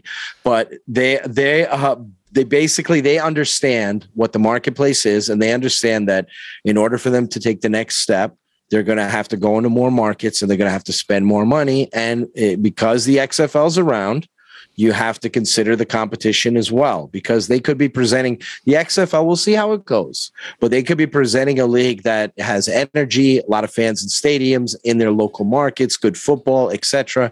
And then if the USFL returns in year 2 and they've got the Maulers taking on the Gamblers in Birmingham in front of 45 fans, it's going to look lame by comparison. So the USFL knows that they're going to have to step it up. They have a great financial plan. It's fun right now because it's been so long since we've seen an actual off season I lived the USFL way back when. It's been so long since the spring league's had an actual off season. So they're doing off season business now, adding some extra guys to the roster. They have a draft plan for 2023. It's not going to be as big. So all the football stuff is fun. We'll see how things go. They'll be in the market for players too, looking at NFL cuts and all that. It all depends on finances, whether or not they're willing to, we saw the XFL salaries released this week. So we have an idea. They're fairly comparable, but the XFL pay is better. So it's and the XFL quarterbacks are going to be paid 6 figures and above. Depends who they are. Some might get more. We saw that in 2020. So the USFL has to be mindful. The XFL, they got past phase 1. Phase 2 cannot resemble phase 1, or they're most likely won't be a phase 3 and 4. They need to take the next step. They realize that. That's why they're trying to raise money and funding, and that's why they're trying to go in other markets. But they put out a very good football product, a good broadcast product. They did a good job where it's exciting watching all these USFL players get signed. I think Cavante Turpin is going to be a difference maker for the Cowboys this season. Not only do I think, obviously they signed him to a 3-year deal, that I don't only think he's going to make the roster, but I think he's going to be a good slot player. He's exciting, such a useful player, dynamic. So the USFL has got a good football product. Now they got to build upon that. So they need to become a fully fledged traditional football league in markets. Otherwise, you're not going to get people in New Jersey. They're going to have any interest in the Generals if they're playing in the South. Nobody, so it is what it is. We've talked about that topic a million times over. But it's fascinating. We didn't get this with the Alliance of American Football and the XFL. We thought we were going to get this type of showdown. And now these two leagues, the USFL and the XFL, are on different times of the calendar. Slightly, they'll be head to head in April, which will be interesting to see how the two leagues counter program against each other. Whether or not the XFL schedules weekday games to avoid weekend games of the USFL, or vice versa. So it's going to be during that April-May period. It's going to be funny to see how the leagues compete against one another there. But they're going to be competing all off season. They're competing for credibility. The USFL has a nice check mark. They finished the season. They've built in. They have some built-in teams now, some built-in identities. They just need to establish genuine identities within their markets. I think that's a big play for them. I just, the USFL plan, if there's no XFL, the USFL plan is fine. Take your time, take 2 years, take 5 years, whatever. I'm just the biggest proponent of you only have one chance for a first impression. And absolutely, the USFL championship game was good ratings, good attendance, all that stuff. But by that point of the season, I think even Pat McAfee the next day, they're like, "Oh, did you watch it?" No. They've already kind of fallen off. And so I wonder, USFL comes back. I had already said that I think they should have had the teams. Then you could have announced we're having. I've already said that. I think that the USFL should have just had 8 generic teams or 7 and 1, and then had Birmingham, and then you could at least have the 7. Because what are the tentpole events for the USFL now? You've said the draft is smaller, right? Obviously, they have a lot of these players carried over. That was the big event before. I mean, look at the ratings. We've Stephon got, and everyone got high ratings for that. I don't know what the next tentpole event is. Minimal draft, and then hey, we're setting up a hub in Detroit. I don't know. I don't know what events they're going to have that are going to bring in people that have not already watched and sampled the USFL at this point. It's varied, and I'm sure these conversations are going on. I spoke with a couple different people in the USFL this week, and they're grateful for the coverage that we've given at USFLnewshub.com and others. And we talked about a few specific things. I can't really get into everything, but yeah, they're mindful of all these things. There's definitely a lot of that the XFL is going to make their splash. So the USFL is going to try to build upon what they did last year. I think I told you this the last time I was on this show, that the USFL feels that the fact that they've gone through one season, and that I understand this might seem ludicrous to some, but they feel that a lot of people didn't give them a chance because they weren't going to stick around. And that now the USFL players are signing in the NFL. It's giving credibility to their league. It's showing that their league is valid and that they're actually coming back. They think more people will give them an opportunity. There were a lot of fans that, just ignored the USFL completely, just thought this league's not going to be around anyway. By week 3, it'll be gone. So why am I even going to pay attention to it? And some people who were scorned from the spring leagues of the past that folded that quickly. So I'm not saying that's going to be a large gain for them in year 2. They're going to have to do more than that, but they feel like they're going to be better in year 2 from the conversations that I've had. We'll see what happens. I agree with you. The premise that you're making, that they need to make a bigger splash in order for people to see. Maybe that's announcing more than an additional hub. I don't know. But they're going to have to make some announcements that reel new people in. They're going to have some of their fans from year 1 coming back. You want to get more of the mainstream football crowd to show interest in your league. Maybe they should have done that for year 1, but we understand what their financial plan is.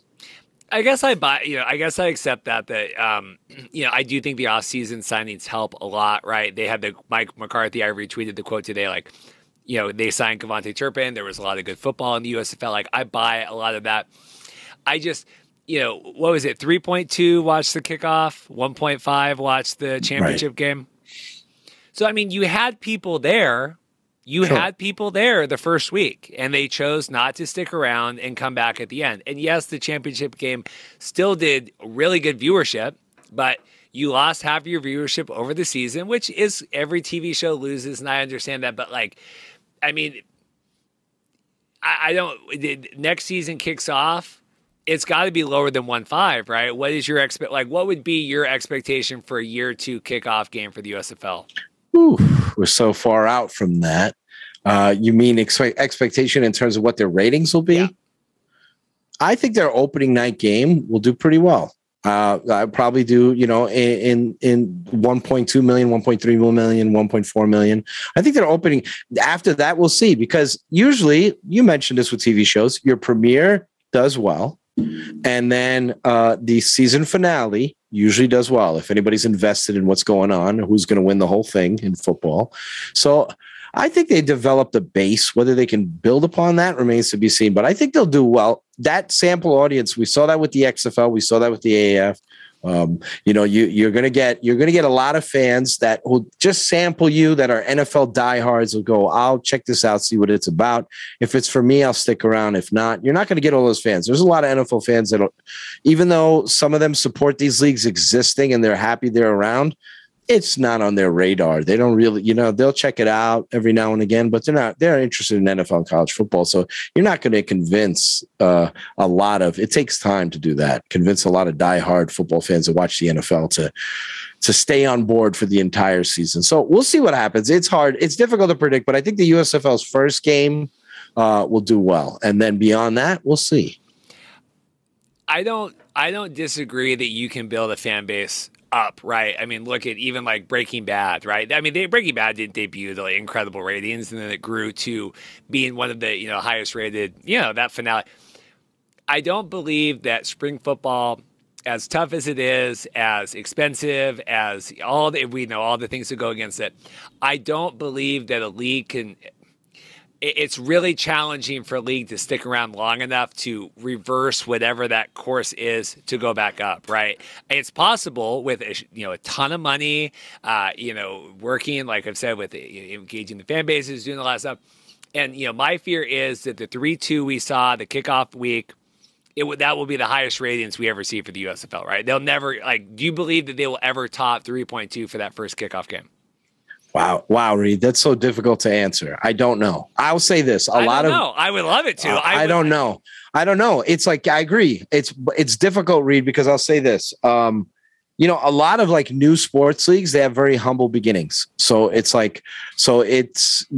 could say, if you're going to argue in favor of the USFL, you can say that maybe they're just scratching the surface. Maybe they're going to actually over time grow in popularity. We'll see. The competitor that they have on the market might take away interest, depending on the type of product they. I'm happy for both products to exist. I hope they stick around forever. This is football heaven for me, so I want both these leagues to exist forever. But we'll see what happens. It's hard to say. I don't think that's going to be an overnight thing. Even in the XFL, we'll see what they do ratings wise. I'm sure they'll debut on ABC or ESPN. It'll be a hot crowd. All that. A lot of people will sample the XFL. If the football is good, the broadcasts are good, they'll maintain a decent audience. People will go nuts when the ratings go down, and when there's dips, peaks, and valleys throughout the year, and people will talk. I remember the XFL in 2020. If you look back at how great they're now, if you look back on it, you see back then I was touting their ratings. So now, if you look back on it, you see how great their ratings were. But if you read media, it was the worst league in history, and they've completely collapsed, and they've lost all interest, and yet, in all their markets, they had higher ratings than the NBA, the NHL, the MLB, all that while the games are going on. So brand new sports league outrating leagues that have been around forever, not just competing, but outrating them. So anyhow, but that's kind of the story there. So, I get what you're saying with the USFL. We're going to find out. But I think for them, they need to progress. Their league needs to progress in order for them to get popular. Whether or not they'll be able to draw in new viewers, that remains to be seen. But I do think that their credibility is, because they're coming back for a second year, and because their players are landing in the NFL, that's the best thing for the USFL. They should be, and people I spoke with this week, that's the best thing. You want Kavontae Turpin on Sunday Night Football scoring an 80-yard punt return for a touchdown. It just makes your league look better. It's a sales point for all players and agents out there. Come join the USFL. Look what Turpin's doing. So Chris Odom or whoever, lands and becomes a star in the league. So I think that's going to help their league. And, but I do think that it's a mistake. I think, that just having an additional hub at the University of Pennsylvania or whatever, Penn, I don't think that's, to my opinion. I understand the finances. They may not be able to do anything beyond that. I don't think that's enough. There's a difference. There's a difference between do they want, like, can they do it and do they want to do it? I think they can do it. I don't think they want to do it because I think that it's going to cost a ton of money. I will say, I go back and forth with them, but Fan Control Football, their viewership went huge second season, right? I mean, they've really done a good job, but they also viewership went up for every week. They brought in a lot of celebrities. They brought in more team owners. They expanded the teams. They changed locations. They got a new, they did a ton of work. So I'm not saying it's not possible. I guess I'm hypocriticing, contradicting myself where I said that I don't think it's possible. Because I think FCF did it, but they also spent a ton more money and did a ton more effort in that offseason to get to where they were in season 2 versus we're going to a second hub and that's what we're going to do. Yeah, phase 2, phase 3, hopefully and beyond coming up. And that's why they're trying to raise $200 million. So that's kind of like where they stand. So, and Fox has the money, but they're trying to raise the money in order to be able to make, progress. So we'll see what happens. All right, I'm going to, so I can hopefully find the edit easier on this. We're going to talk really quick about the XFL lawsuit. We'll do MLFB because we got to get out of here. This is too late. This is way too late for you. I appreciate your time. No problem. So you shared today, and I have the article here by Fightful.com, and the headline is "Report Lawsuit Filed Against Vince McMahon, The Rock, WWE, and more over XFL trade secrets." What do you make of all? I read through the article. I tweeted it. I said, "Markcast, Law and Order continues." What do we make of the XFL of this? Because we still have not gotten any sort of response about the Together stuff. I mean, I look at that all the time, the Together and the XFL, and they need to respond. But now we have another lawsuit against the XFL. It's funny when you start doing research on these things with new companies and all that, you see that, wow, they've got a lot of litigation in the courts and no matter who it is. And now it's funny with the XFL, this recent one here, still in the early stages. So a lot of details are unavailable. There's a claim in there that the XFL back in 2016, when Vince McMahon was doing the ESPN documentary along with the Ebersols, that this individual, is it an Adrian Smith? Please forgive me if I don't get his name correctly here, but David Adrian or something like that, but I don't know his specific name. But anyway, this individual says that he's Adrian Smith. You're correct. Yeah, in the North District of Texas by David Adrian Smith. Right, and he claims that he was in contact with people close to the Vince McMahon and all that, and that he gave trade secrets about what it would take to launch the league and everything like that, relaunch it, what they should do, and all that, and that the Ebersols and the McMahon got these trade secrets and used them to launch the AAF and bring back the XFL.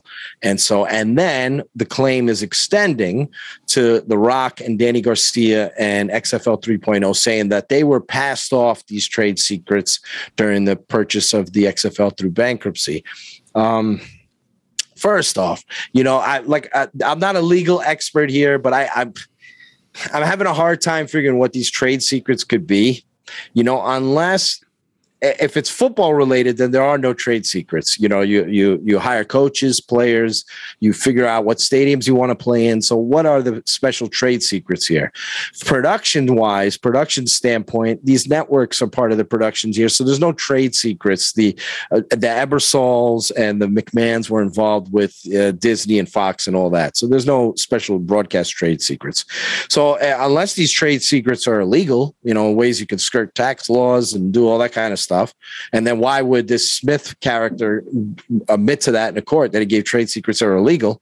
So it made me think that what are these trade secrets actually? So it's like, what kind of trade secrets could there possibly be that could, benefit the XFL in any way? So, until more details come out, there's certain terms I'd like to use right now to describe this. I'm just going to park my brakes on it. Rhymes with BS, but it just sounds far-fetched to me. Maybe I'm not smart enough or intelligent enough to understand what trade secrets could possibly be that go beyond those areas that I just mentioned. How to run a league, how to get into a city, I don't know exactly what this individual is claiming. And then the fact that he's trying to rope in everybody who's ever been involved in spring football, when Vince McMahon, the reason why the XFL in 2020 lost was not trade secrets. It was Vince McMahon having a lot of money to fund it and him having partnerships with Fox and Disney. And that's basically it. And then hiring really good people. So there's no trade secret to why the Battlehawks had wings on their helmet. So he claims that, the email was in December, I just had it here. On May 10th, 2016, he disclosed the confidential trade secrets via email to Carol Riddick, including market analysis, opportunity analysis, strategic analysis. I mean, it's pretty vague here. And other business information regarding the concept for minor league football or developmental spring league football. So, maybe that is like, you really those two things, and I've heard them thrown around a lot by the XFL's new coaches and people working the USFL. First off, I can tell you real quickly, the XFL 2.0, nothing about their league was going to be pushed or billed as minor league or developmental. So I can tell you right now. So if that was his strategy, his trade secret on how to push something as a minor league or developmental league, the XFL had no interest in 2.0 and being a minor league or developmental league. So that part of his email, or this Mr. Smith's email, was scratched from the record. And there was no interest whatsoever in that trade secret. That was thrown right out the window. So I can tell you firsthand from the conversations I've had that Vince McMahon had no interest whatsoever in having a minor league or a developmental league and would scold employees if they mentioned that. So that's kind of the story there. Those other things are vague, like you mentioned, Reed, extremely vague. So unless more details become available and they go, wow, he invented the Skycam, which was in 2001, or some marketing secret. You're talking about people, the Ebersols and the McMahons, that their whole life have had marketing analysis from people. So I don't know what they had top of the line marketing. So I don't know what this individual then trying to rope in, forgetting that, right? Trying to rope in Danny Garcia and Rock has taken some kind of special secret sauce and having it passed over to them. It's too vague right now. If new information, I will eat my words. If new information comes out and all of a sudden there's some like secret thing that comes out of this, some trade secret, that's revolutionary and that it was stolen from him, then I'm sure he sent emails. I'm sure he said, this is how I think you should run a minor league or a developmental league, and this is where you should market, and this is where you should go. But that opinion's shared by a lot of people, including people who write about these leagues.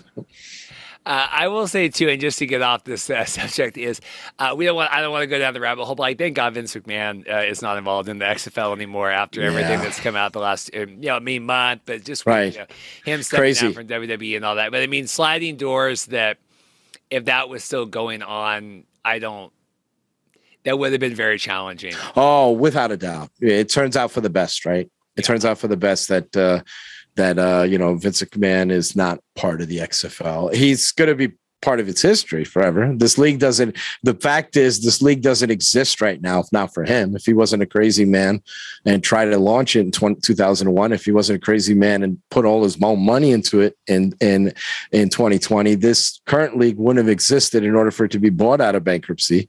And there is name value to it, like it or not, even though it has a crazy history. We've got some of our Canadian brothers who call it a twice failed league. But say what you want about Vince McMahon.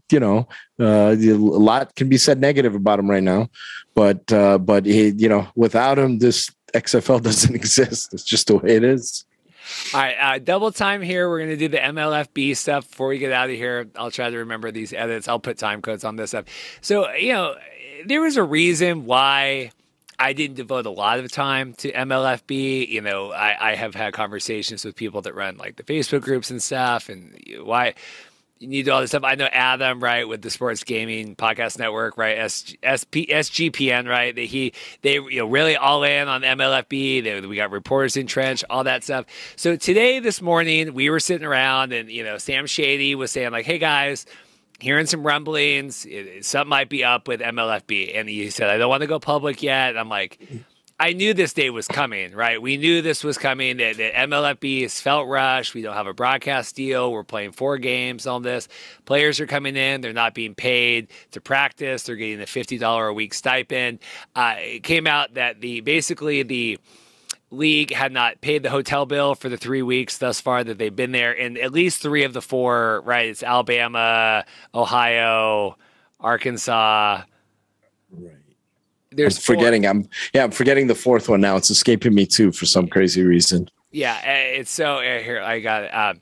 Alabama, Arkansas, Ohio, and Virginia. The Virginia. There you go, Virginia, right? And so they're at least affected because that has Terry Shea in it. I know that the Arkansas and Alabama. So I think the Ohio one maybe is safe right now. But as far as I had heard, 3 of the 4 hotels had kicked the players out for non-payment, said you guys need to leave. Challenges going in, getting their bags, getting things out. We saw a lot of social media. Terry, and I was saying, so Terry Shea, the coach of the Virginia team, that was reported by Adam, that he was opting to pay out of his own pocket, at least for the time being, to get the players into hotels. What do you make of this? I mean, it is sudden, but it's not, because we kind of expected it, but this downfall of MLFB. It's still a developing story as you and I speak, but it's extremely unfortunate that they've even reached this point. Even if somehow some miracle comes along and players come back and they still have the 4-week season, which it's not looking likely at the moment, but we'll see what happens. This is a black mark on the MLFB. This is a horrible look for them. This is unfortunate the way players have been treated here. I know Frank Murtha this is a passion project for him. He's been working on this for a long time. The MLFB has been kind of laying in the weeds in the background, trying to get things running and trying to build up funding. And they bought the equipment from the Alliance of American Football. And now they're while they've been on the sidelines having difficulties finding a time to launch, here comes Fox with the USFL. Here comes Disney and Redbird Capital with the XFL. And now it's kind of hard to make a dent in this space. But I tell you what, though, if you're going to have a season, even if it's a shortened showcase season, that's 4 weeks, you have to make sure you have all the funding lined up already. You cannot push forward. You can't afford this. This is, I don't want to be disrespectful here because a lot of people don't know that MLFB even exists. So it's not registering with them, but this is a black mark on the league. This is a really bad look for them. So I know best of intentions is to get a football league out there, to have a nice season, to have good players, coaches. There's some really good young players and very great veteran coaches that are involved. That's tremendous what Terry Shea is doing. Everybody knows about the legendary Jerry Glanville. So the more the merrier. The more leagues there are in existence, the more opportunities there are for players. But it's very unfortunate that this has happened. We'll see what transpires from here. But I also got to say I'm not completely surprised because I've been following alternative pro football leagues since I was very young. And there have been so many leagues that, we know about all the high profile ones, the USFL of old, the AAF, all these leagues, FXFL.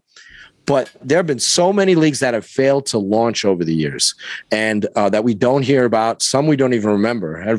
Our friend Max brought up the Regional Football League to me a few hours back, and I had forgotten about them. They were precursor. They came before the XFL, the original one anyway. So many of these leagues come and go, and they either fail to launch or they're a complete disaster. They limp to death almost immediately. And people don't realize, like with these entities, this is not minor league, even though you got that crazy trade secret guy talking about minor leagues. These are not minor league operations. It's not like basketball. Well, all you need is a hoop and a basketball and an arena. You might not even need that, where you can actually do 3-on-3 leagues and all that. With football, it costs a lot of money. It's expensive. So even if you're running 4 teams, so it's not like basketball when you only have 10 players in your roster. So anyhow, but I'm not surprised this is happening. It's unfortunate. I hoped against it. I think it was ill-advised to try to run a showcase season because I think there's a lot of pressure to go out there. And if you're going to do it, make sure you have the broadcast partners in play, your schedule's out, your streaming partners, everything is told in advance. Everything is set up. You promote it properly. And then most importantly, you have the money to pay your players and take care of them. Make sure, okay, we're only going to stay in a couple of cities. We're only going to have 4 teams. This is the money we need to have. You know, if this was your plan, it's a bad look for them. Now, can they recover? I don't know, but it doesn't look good. Doesn't look good. No, and so James Larson with XFL Newsroom, USFL Newsroom, he's been on this today.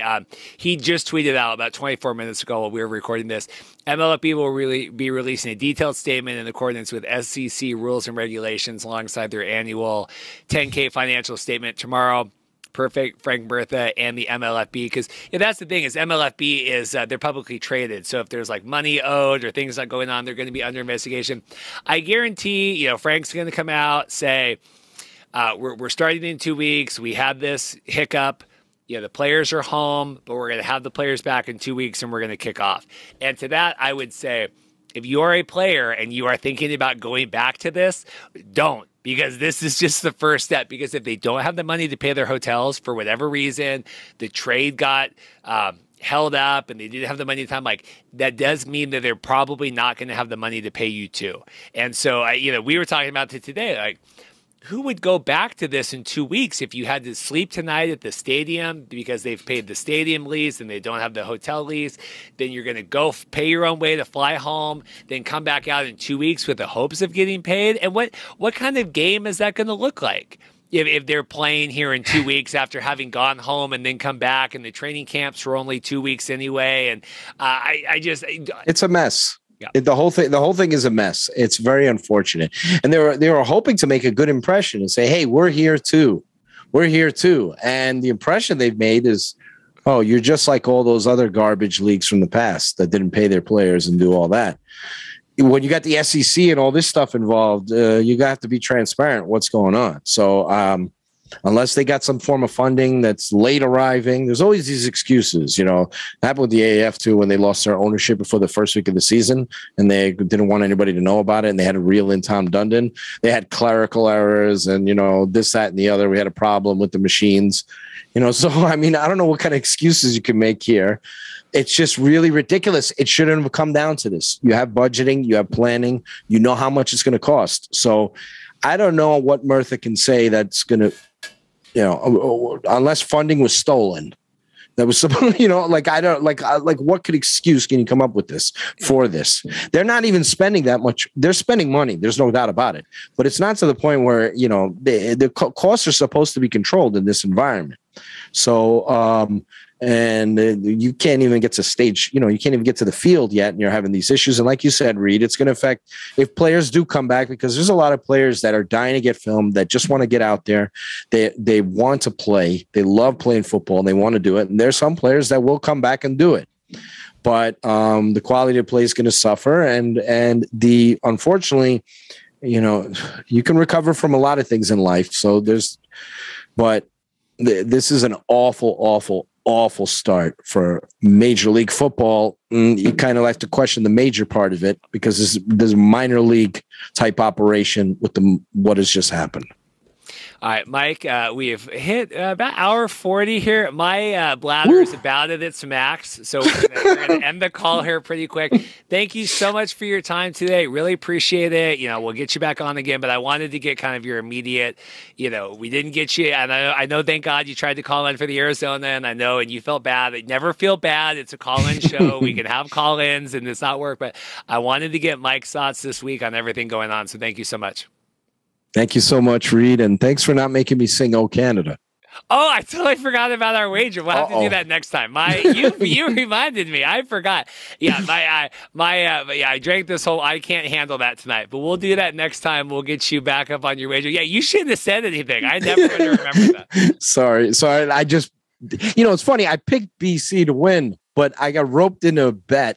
Mm-hmm. Because, I represent the Argos. I write about them for CFLnewshub.com. So I've been working on my singing. It's dreadful. So it's I love the Canadian national anthem. So, but I apologize the next time I'm on. Oh, Canada. No, anyway, so you've probably been waiting this whole episode, like afraid I'm going to ask you about it. And then I totally, I've moved on. It just hit me. I'm looking at your CFL hat, and it just hit me as you were wrapping up there. Sorry, guys, for keeping you for so long. No, this is a great.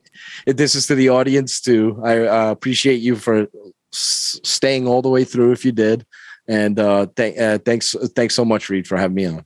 If you've made it to the end of this interview, if you tweet at me, let me think about it. What'll okay, here's what we're gonna do. If you tweet at me, "Oh Canada," if whoever picks it up, I'll send you whatever you want from the XFL shop. If you've made it to this point in the episode, if it's one person, if it's 10, we'll do a raffle. But you tweet at me, "Oh Canada," with a gif of Canada, something funny, and I'll figure out someone to send it. That'll be a reward if you've made it to the end of this part of the interview.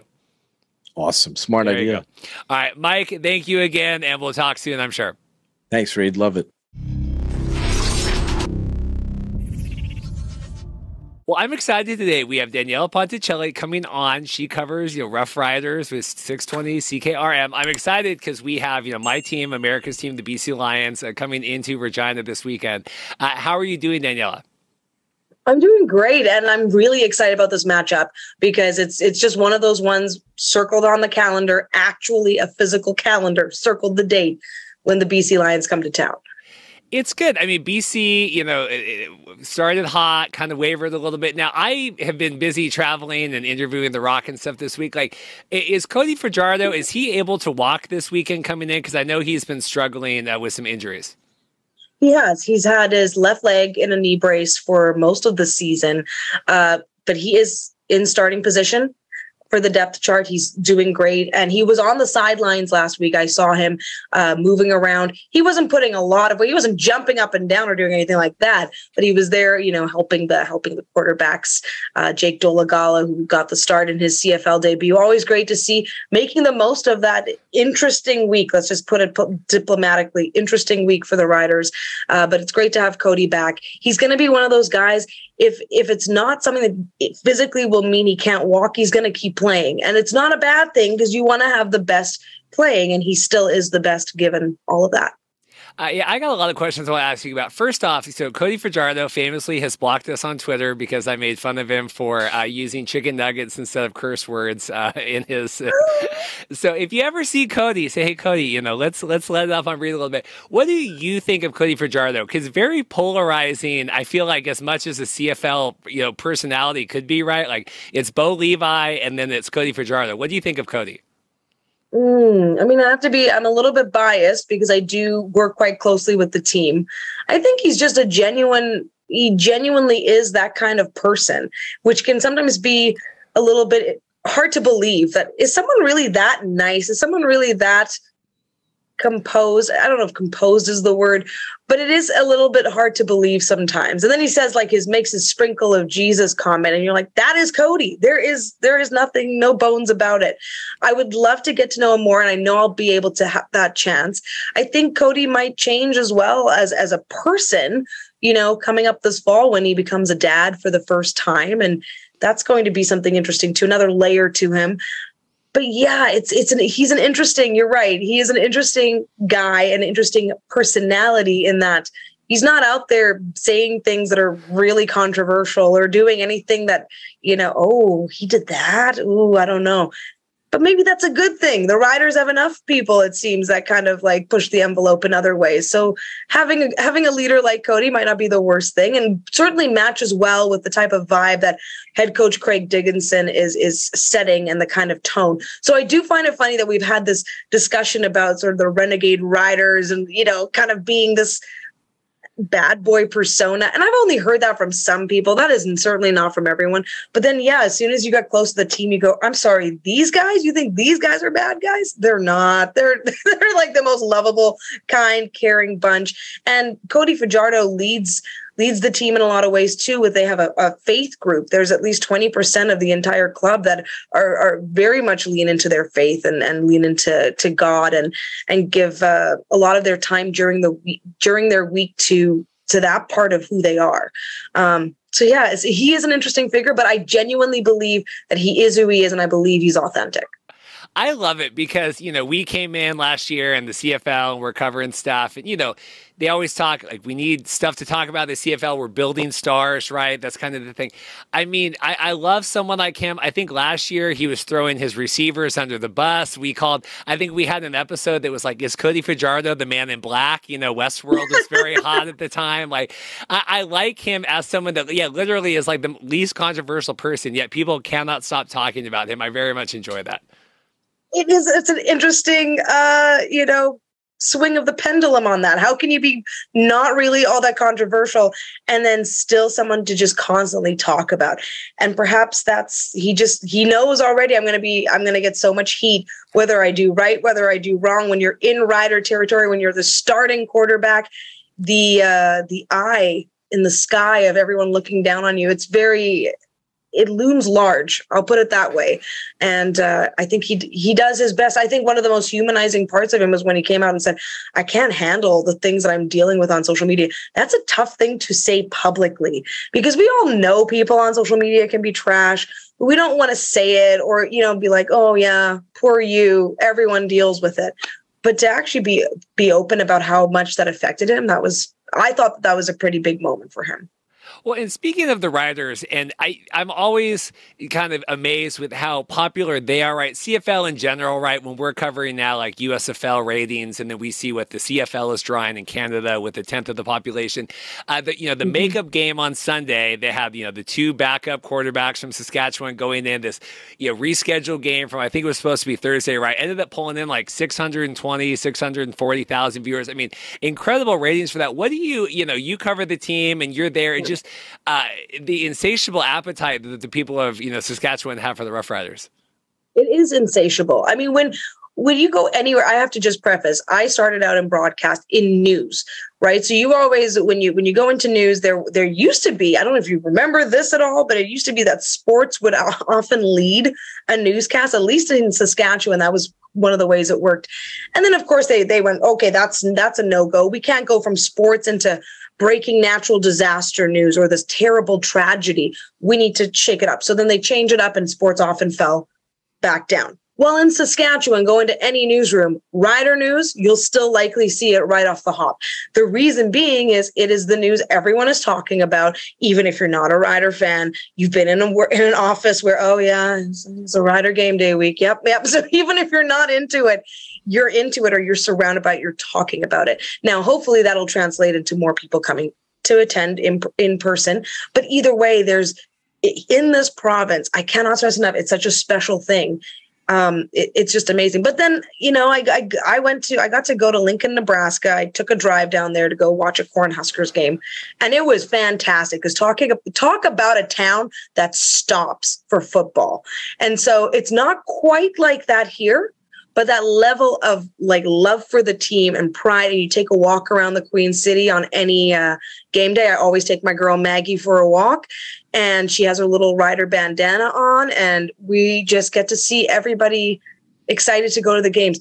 It is still there. The love is still there. We just need to make sure that doesn't go away and that the next generation picks up on why that's so great too.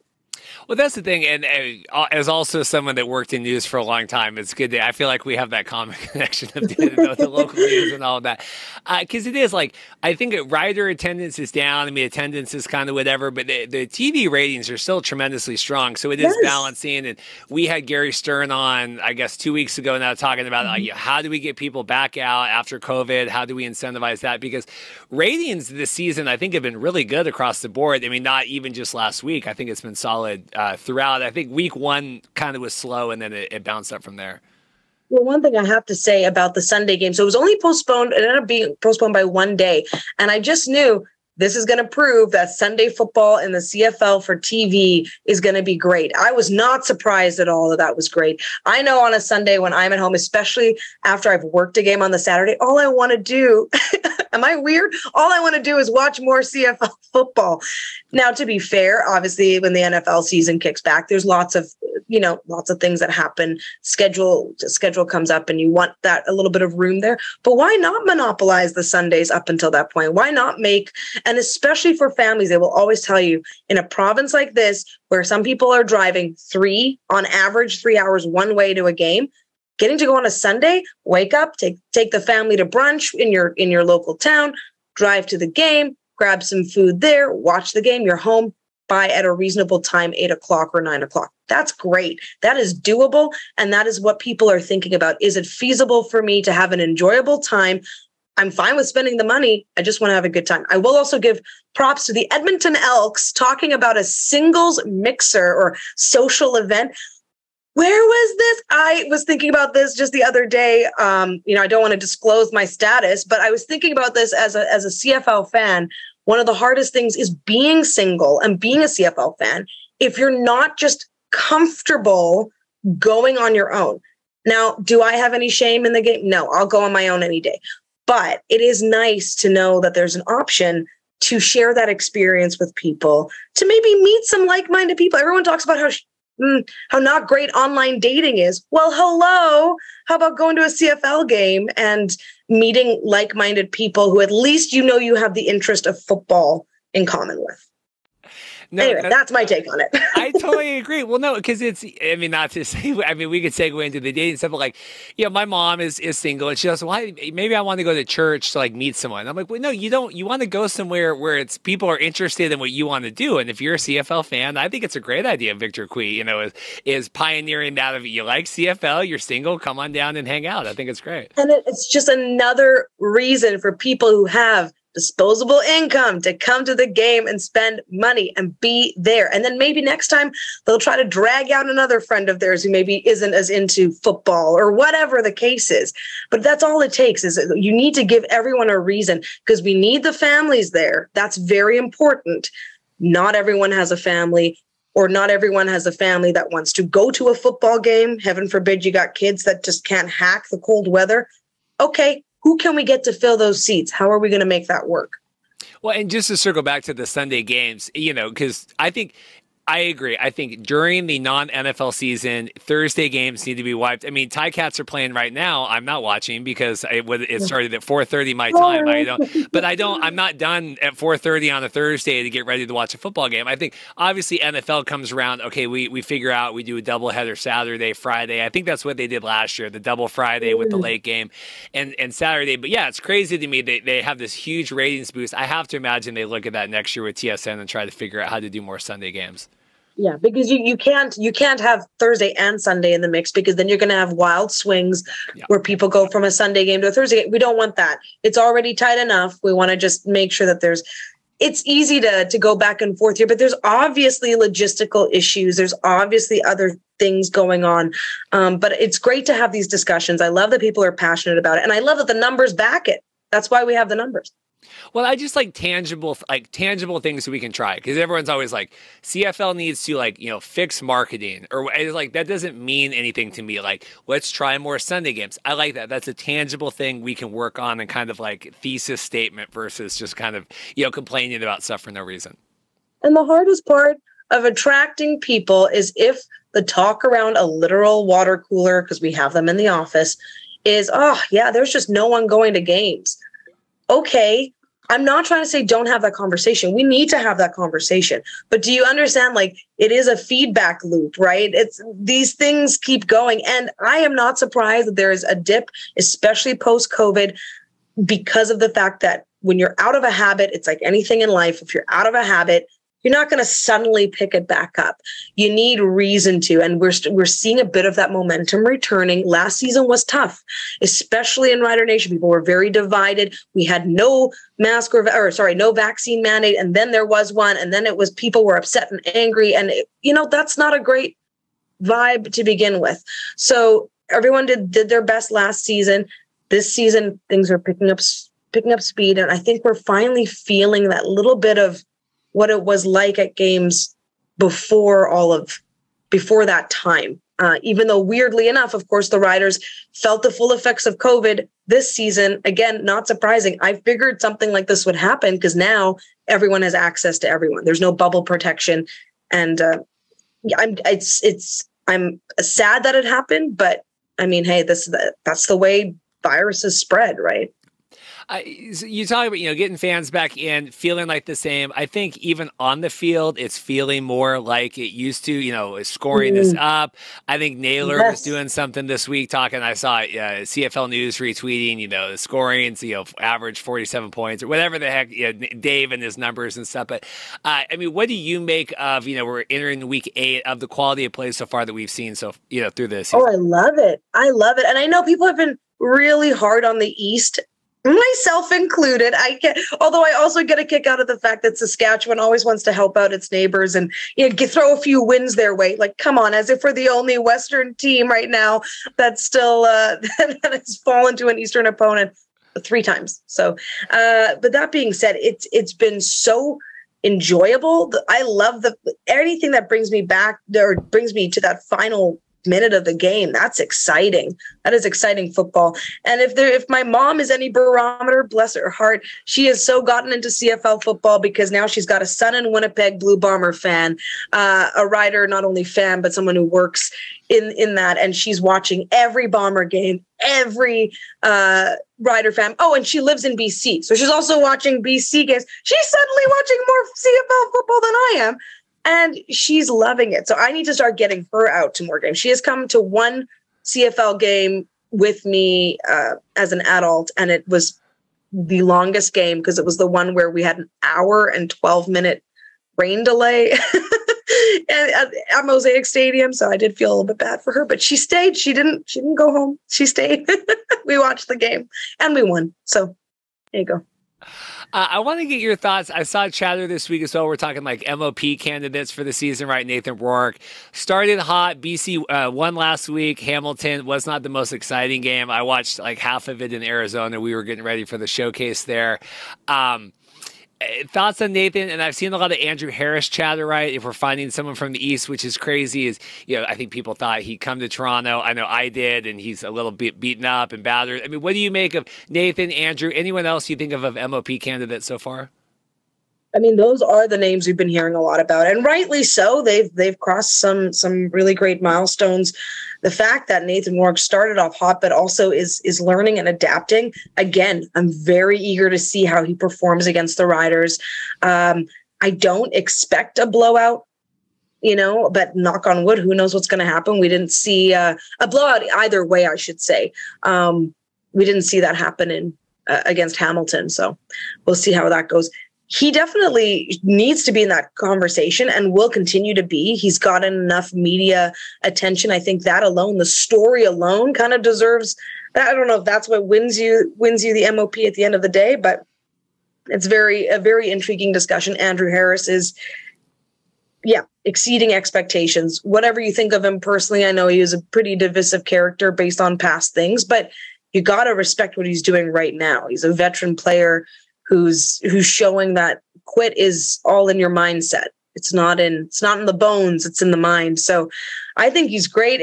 To throw out some Saskatchewan Roughriders, Pete Robertson was doing great. Like, I don't know if he was an MOP discussion, but he was definitely, to me, someone to keep my eye on because he was just dominating. And then, of course, he got injured. So he is looking better. Should be back in action soon enough. But that's the best part of this back to the 18-game regular season. We've just crossed the first third, approaching the halfway point, and we're going to have this discussion again later on. It'll be totally different, I think. Well, and I still, as a newer CFL fan and podcast and all this, I still totally fell victim to that where, I was convinced BC was going to the Grey Cup after the first 2 weeks here. And I'm like, we can't be stopped. And then, obviously the Winnipeg, it really feels like, and to kind of circle back to the game this weekend, like, it just doesn't feel like BC has a lot of momentum right now. I saw a lot of our listeners were picking Saskatchewan to win the game. I think it was more BC heavy with the CFL Riders. I think I saw a lot of orange on there when that graphic came out. What do you make of that? And did BC lose a lot, losing as bad as they did to Winnipeg? Was that week 4?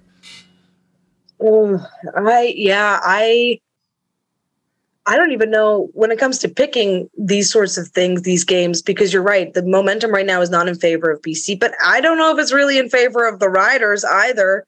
And they showed the players that had COVID that returned to the roster last game proved that they could hold up through the full game. That was very impressive, especially the defensive players who had to be out on the field for that was so lopsided with the possession time. It was like 37 minutes or something. It was a lot of time for them to be out there. I need to circle back to your question, Reed. There's people screaming in this building right now. When you're in a radio station, I can hear it in the background. Anyway, just give me a second. That's good. I can't hear anything, so that's funny. Okay, good. I'm so glad I can hear. It's like right by my ear. I thought I'd found a quiet room, but apparently I'm wrong.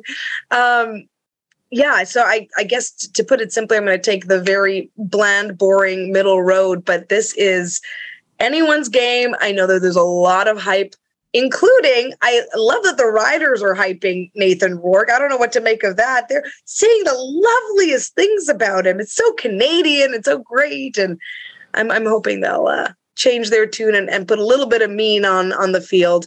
I would also love to see another pick six by Nick Marshall. Of course, we all want to see a pick six, but he actually got one against Nathan Rourke when the BC Lions came to town last August for our home opener for 2021. And I thought that was just so cool because I thought, maybe it'll be the first time he can get a pick six against, Nathan Rourke. No, already has one. So, and for what it's worth, for fans out there or people who might not know, Nick Marshall is leading the Saskatchewan Roughriders all time with 5 pick sixes. And he did that in 45 games. That's pretty amazing. No, I think the CFL could afford to be a little meaner, some of the players. I know last year, I think it was heading into one of the playoff games, and Montreal was chirping a little bit, and Gary Stern was saying, we're going to kill the Argonauts. I think that you could use a little bit more of that. I don't think, maybe Cody just needs, like I said, he's the man in black, needs to lean into that a little bit more. Yeah, I don't think he's going to. I think new dad Cody might be a little bit kinder even. So get ready for that, sweet Cody. It would be great. We talked about this on the Sports Cage Radio Roundtable post-game show because some callers said the same thing. And this was, unfortunately, it was sort of around the discussion of some of the suspensions. And it was not condoning what happened, but it was saying it wouldn't hurt to have a bit of a more tougher exterior, at least on the outside, because you're kind of showing the world this is what you're made of when you're on the field. We can still do the great stories that we get to do where we get to meet the players, get to know them outside of that. But that's a really good point. I likened it to the attitude era of the WWE, right? Maybe now's our time to have a bit of an attitude era. And I mean, we know how well that served pro wrestling, right? Having a little bit of attitude goes a long way. So I'm just saying. I was actually just thinking about that with wrestling. That, I think you can be, and I don't watch a lot right now, like Braun Strowman, right? Like he's like big badass, he's going to kill you, but he's like the lovable giant where like he's nice to the fans, but then he'll go out there and like sit on his opponent. I think that is a good, Exactly. You can do that. Like we're going to take it on the field, but then we're still going to do our charity work. We're going to do our community outreach, all that other stuff. Yeah, you don't have to do like strict kayfabe or anything because you know that you're a football player. It is what it is. But it's nice to have that like get out there. And the Riders had that for a long time. Winnipeg, actually, the Swaggerville era, which I think find an interesting sort of part of history there. They did so well. They didn't win the Grey Cup during that era, but guess what? It set the tone for what was next. I still always get a kick out of the fact there are people walking around with Swaggerville tattoos. I love it. I hope that you've kept it nicely, freshly inked. I hope because that was a commitment at the time. We knew there was a shelf life on the Swaggerville brand, and you went fully in. Love it. Speaking of wrestling, you would know the Markcast is named for, the wrestling term for the Mark. So there you go, just to make it all full circle there. I told you, Mark. Because everyone knows, and like we have Mark Perry that he runs the site that we're hosted on, and there's a lot of like, are you Mark? Who is Mark? No, it's like we're the Markcast, like we're marking out for CFL or XFL or anything, because we were the XFL Markcast, and then we just became the Markcast because people yelled at us. I'm always here for like wrestling, not only terminology, but comparisons. Like we really were the heel for a while, and there's nothing wrong with being the heel because again, it gets the crowds going, it gets people interested, but you want to do it with a purpose when it comes to pro sport because you do not want to alienate fans necessarily. And you also have to be careful that doesn't spill into something that's actually egregious where people are getting hurt. This is not about that. This is about coming out with an attitude. And there's nothing worse than an athlete that gets under your skin but toes the line of the rules. So they stay in the game the whole time. They never get penalized. And you're like, are you kidding me? That's a good heel, right? They know the rules. They're playing to the crowd. And they're not making stupid penalties and actually getting upset and losing things for their team. Or you could be like, was it, Tyreek Hill with the Chiefs? Like, he's right. He's got the peace sign. And then it was in the Super Bowl, and the Tampa Bay guy, I think he picked him off or had knocked it down and did the peace sign back. And, I like that, like the slow build, 6 months later, like, we're not going to do anything. And then I'm in your face. And I think it's that was kind of my thing with the whole Rough Riders. And we had, the injury and the suspension and the Mazzoli. We kind of avoided talking about a lot of that the last few weeks. It's just been nice because there was a lot of divisiveness with that. But I'm like, the CFL guys, like, you don't make enough money to be injuring anyone in that way. Like, I understand playing hard and I understand like leaving it all on the field, but we see a lot of that in the USFL too. There was a lot of like penalties and fights and injuries we had this. I'm like, none of you guys are getting paid enough for this. Like, you need to really look out for each other to make sure that you can complete the game and be back the next week. 100%. And I'm glad you brought that up because I have really great chats every week with former rider and former Edmonton player Eddie Steele. And he talks about that a lot. I actually really like his insight into the finance side of it, because he always breaks down to like, when you do this to me, this means I can't feed my family. I can't. And it's so true. It's not just about one penalty or someone acting stupid. It's like, how is that going to affect everything down the road? And if you don't make it to the playoffs, you don't get those bonuses, all of those things. And it does matter on that level. I think anyone who says it doesn't is lying to you. Money matters. And it's important when you're in a sport where your shelf life is determined by how healthy you can stay, your prominence on a team, and you better hope that there's no one coming for your position next season. Yeah, it's the livelihood. I just think with all that, it's your livelihood. You're taking that away. That's what upset me more. But I know there was all the other stuff that happened and the racial connotations, all that stuff. But the CFL is too tight-knit a community in that way that I just think that players need to be better behaved back and forth. I just don't think there's a place for that. 100%. And there's, we'll just leave it at that. But I agree with you. Anytime you get close to hurting someone in that way, that's it. I mean, on a very, very amateur sport level, I've played roller derby and I have seen many fantastic leg breaks and interest. We don't get paid anything and we decide we want to roll around on concrete and hit one another. I don't know what's wrong with us. I think we all like a little bit of pro wrestling as well. But where I'm going with this is I've been in that position where I've seen a teammate hurt and I know someone intentionally did that. And I have lost it. Like, I've been kicked out of the game. So, like, I understand where people feel that sense of protection for a teammate. And that's a very basic level. That's super minor. Like, I'm not trying to say I know what a pro football player is going through because I don't. But I get that sense of protection because you feel like, are you kidding me? This is outrageous. From a pro football perspective, you've got to trust that the league is going to see to the penalties and address it. And that's the other part of this. There needs to be a better trust. I think more than anything, you've got to trust that the league is investigating things and trust that they're going to do enough. And speak our minds if we don't feel that way, but it is important to trust the process because a lot of people were, why isn't this done yet? Have you seen any investigation? It always takes time, right? This isn't CSI. It's not going to happen in 5 hours. It takes time.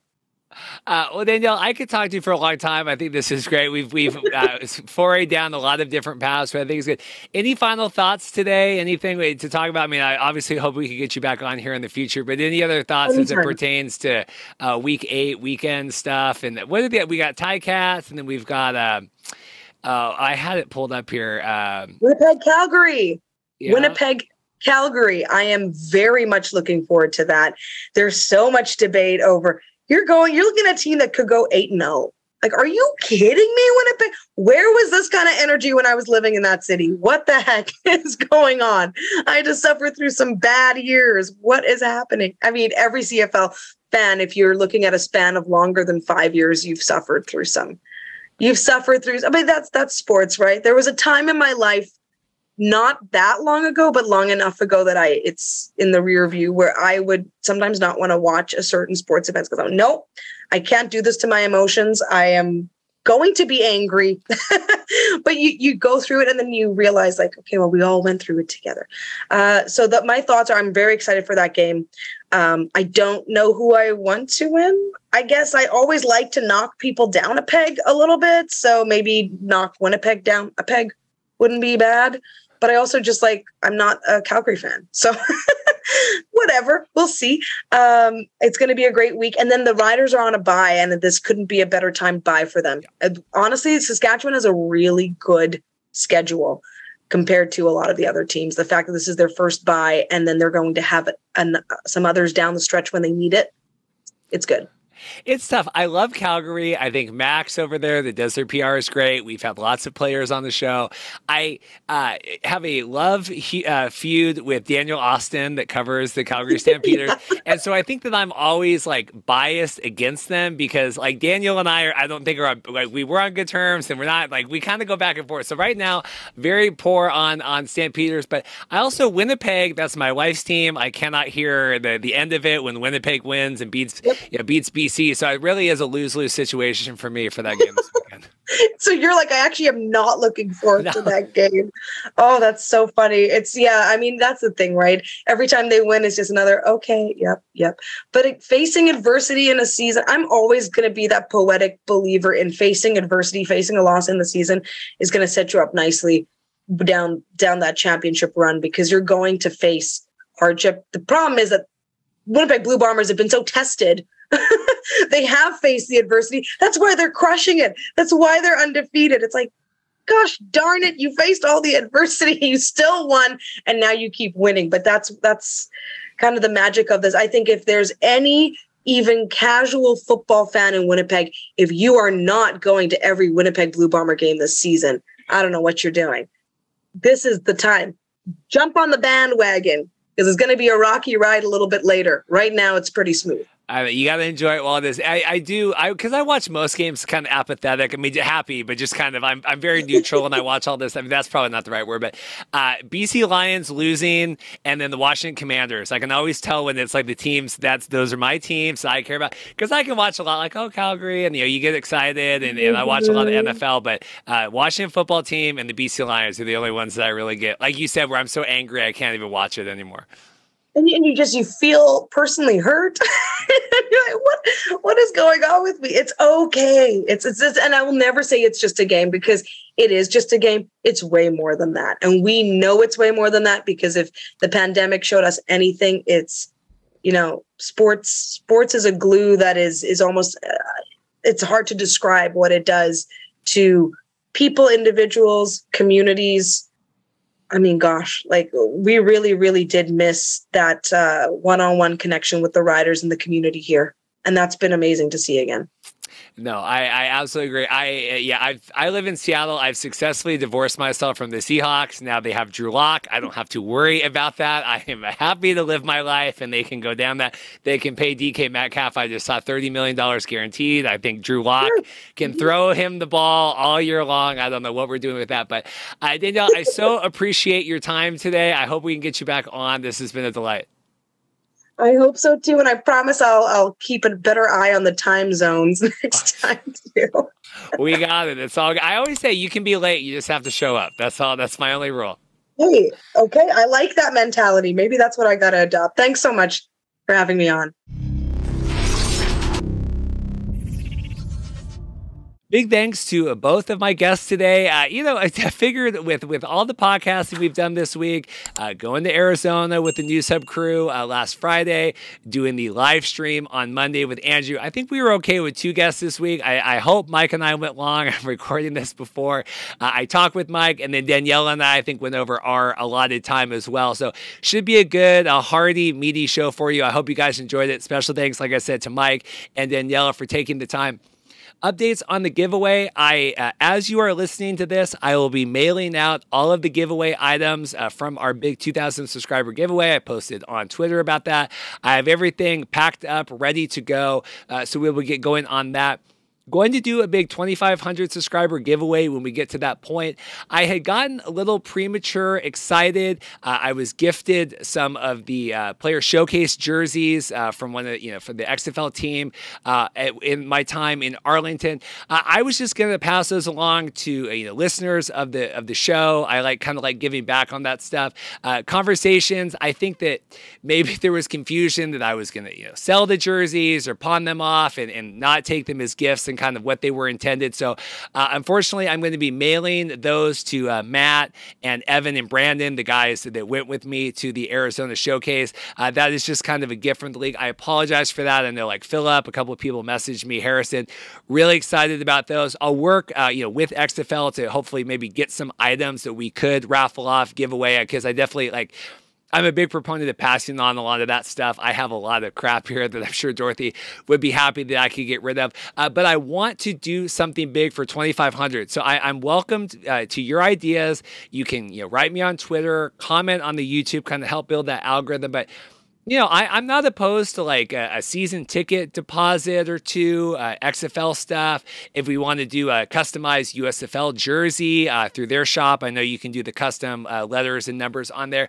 Really looking forward to something I'm fine in that $50, $100 price tag as a cool giveaway item for you guys for helping us get to 2,500 subscribers. I think we're hovering around 2,100 right now. So, hey, if you guys get that up quick enough, maybe we could do an XFL season ticket deposit giveaway here as part of that. So please feed me your ideas. I'm open to that. I'm always just trying to look for exciting stuff to give you guys. So that was kind of the whole mix up with we had those XFL showcase jerseys. So I just wanted to clarify that. So know there wasn't any misleading intentions with that. I really appreciate that.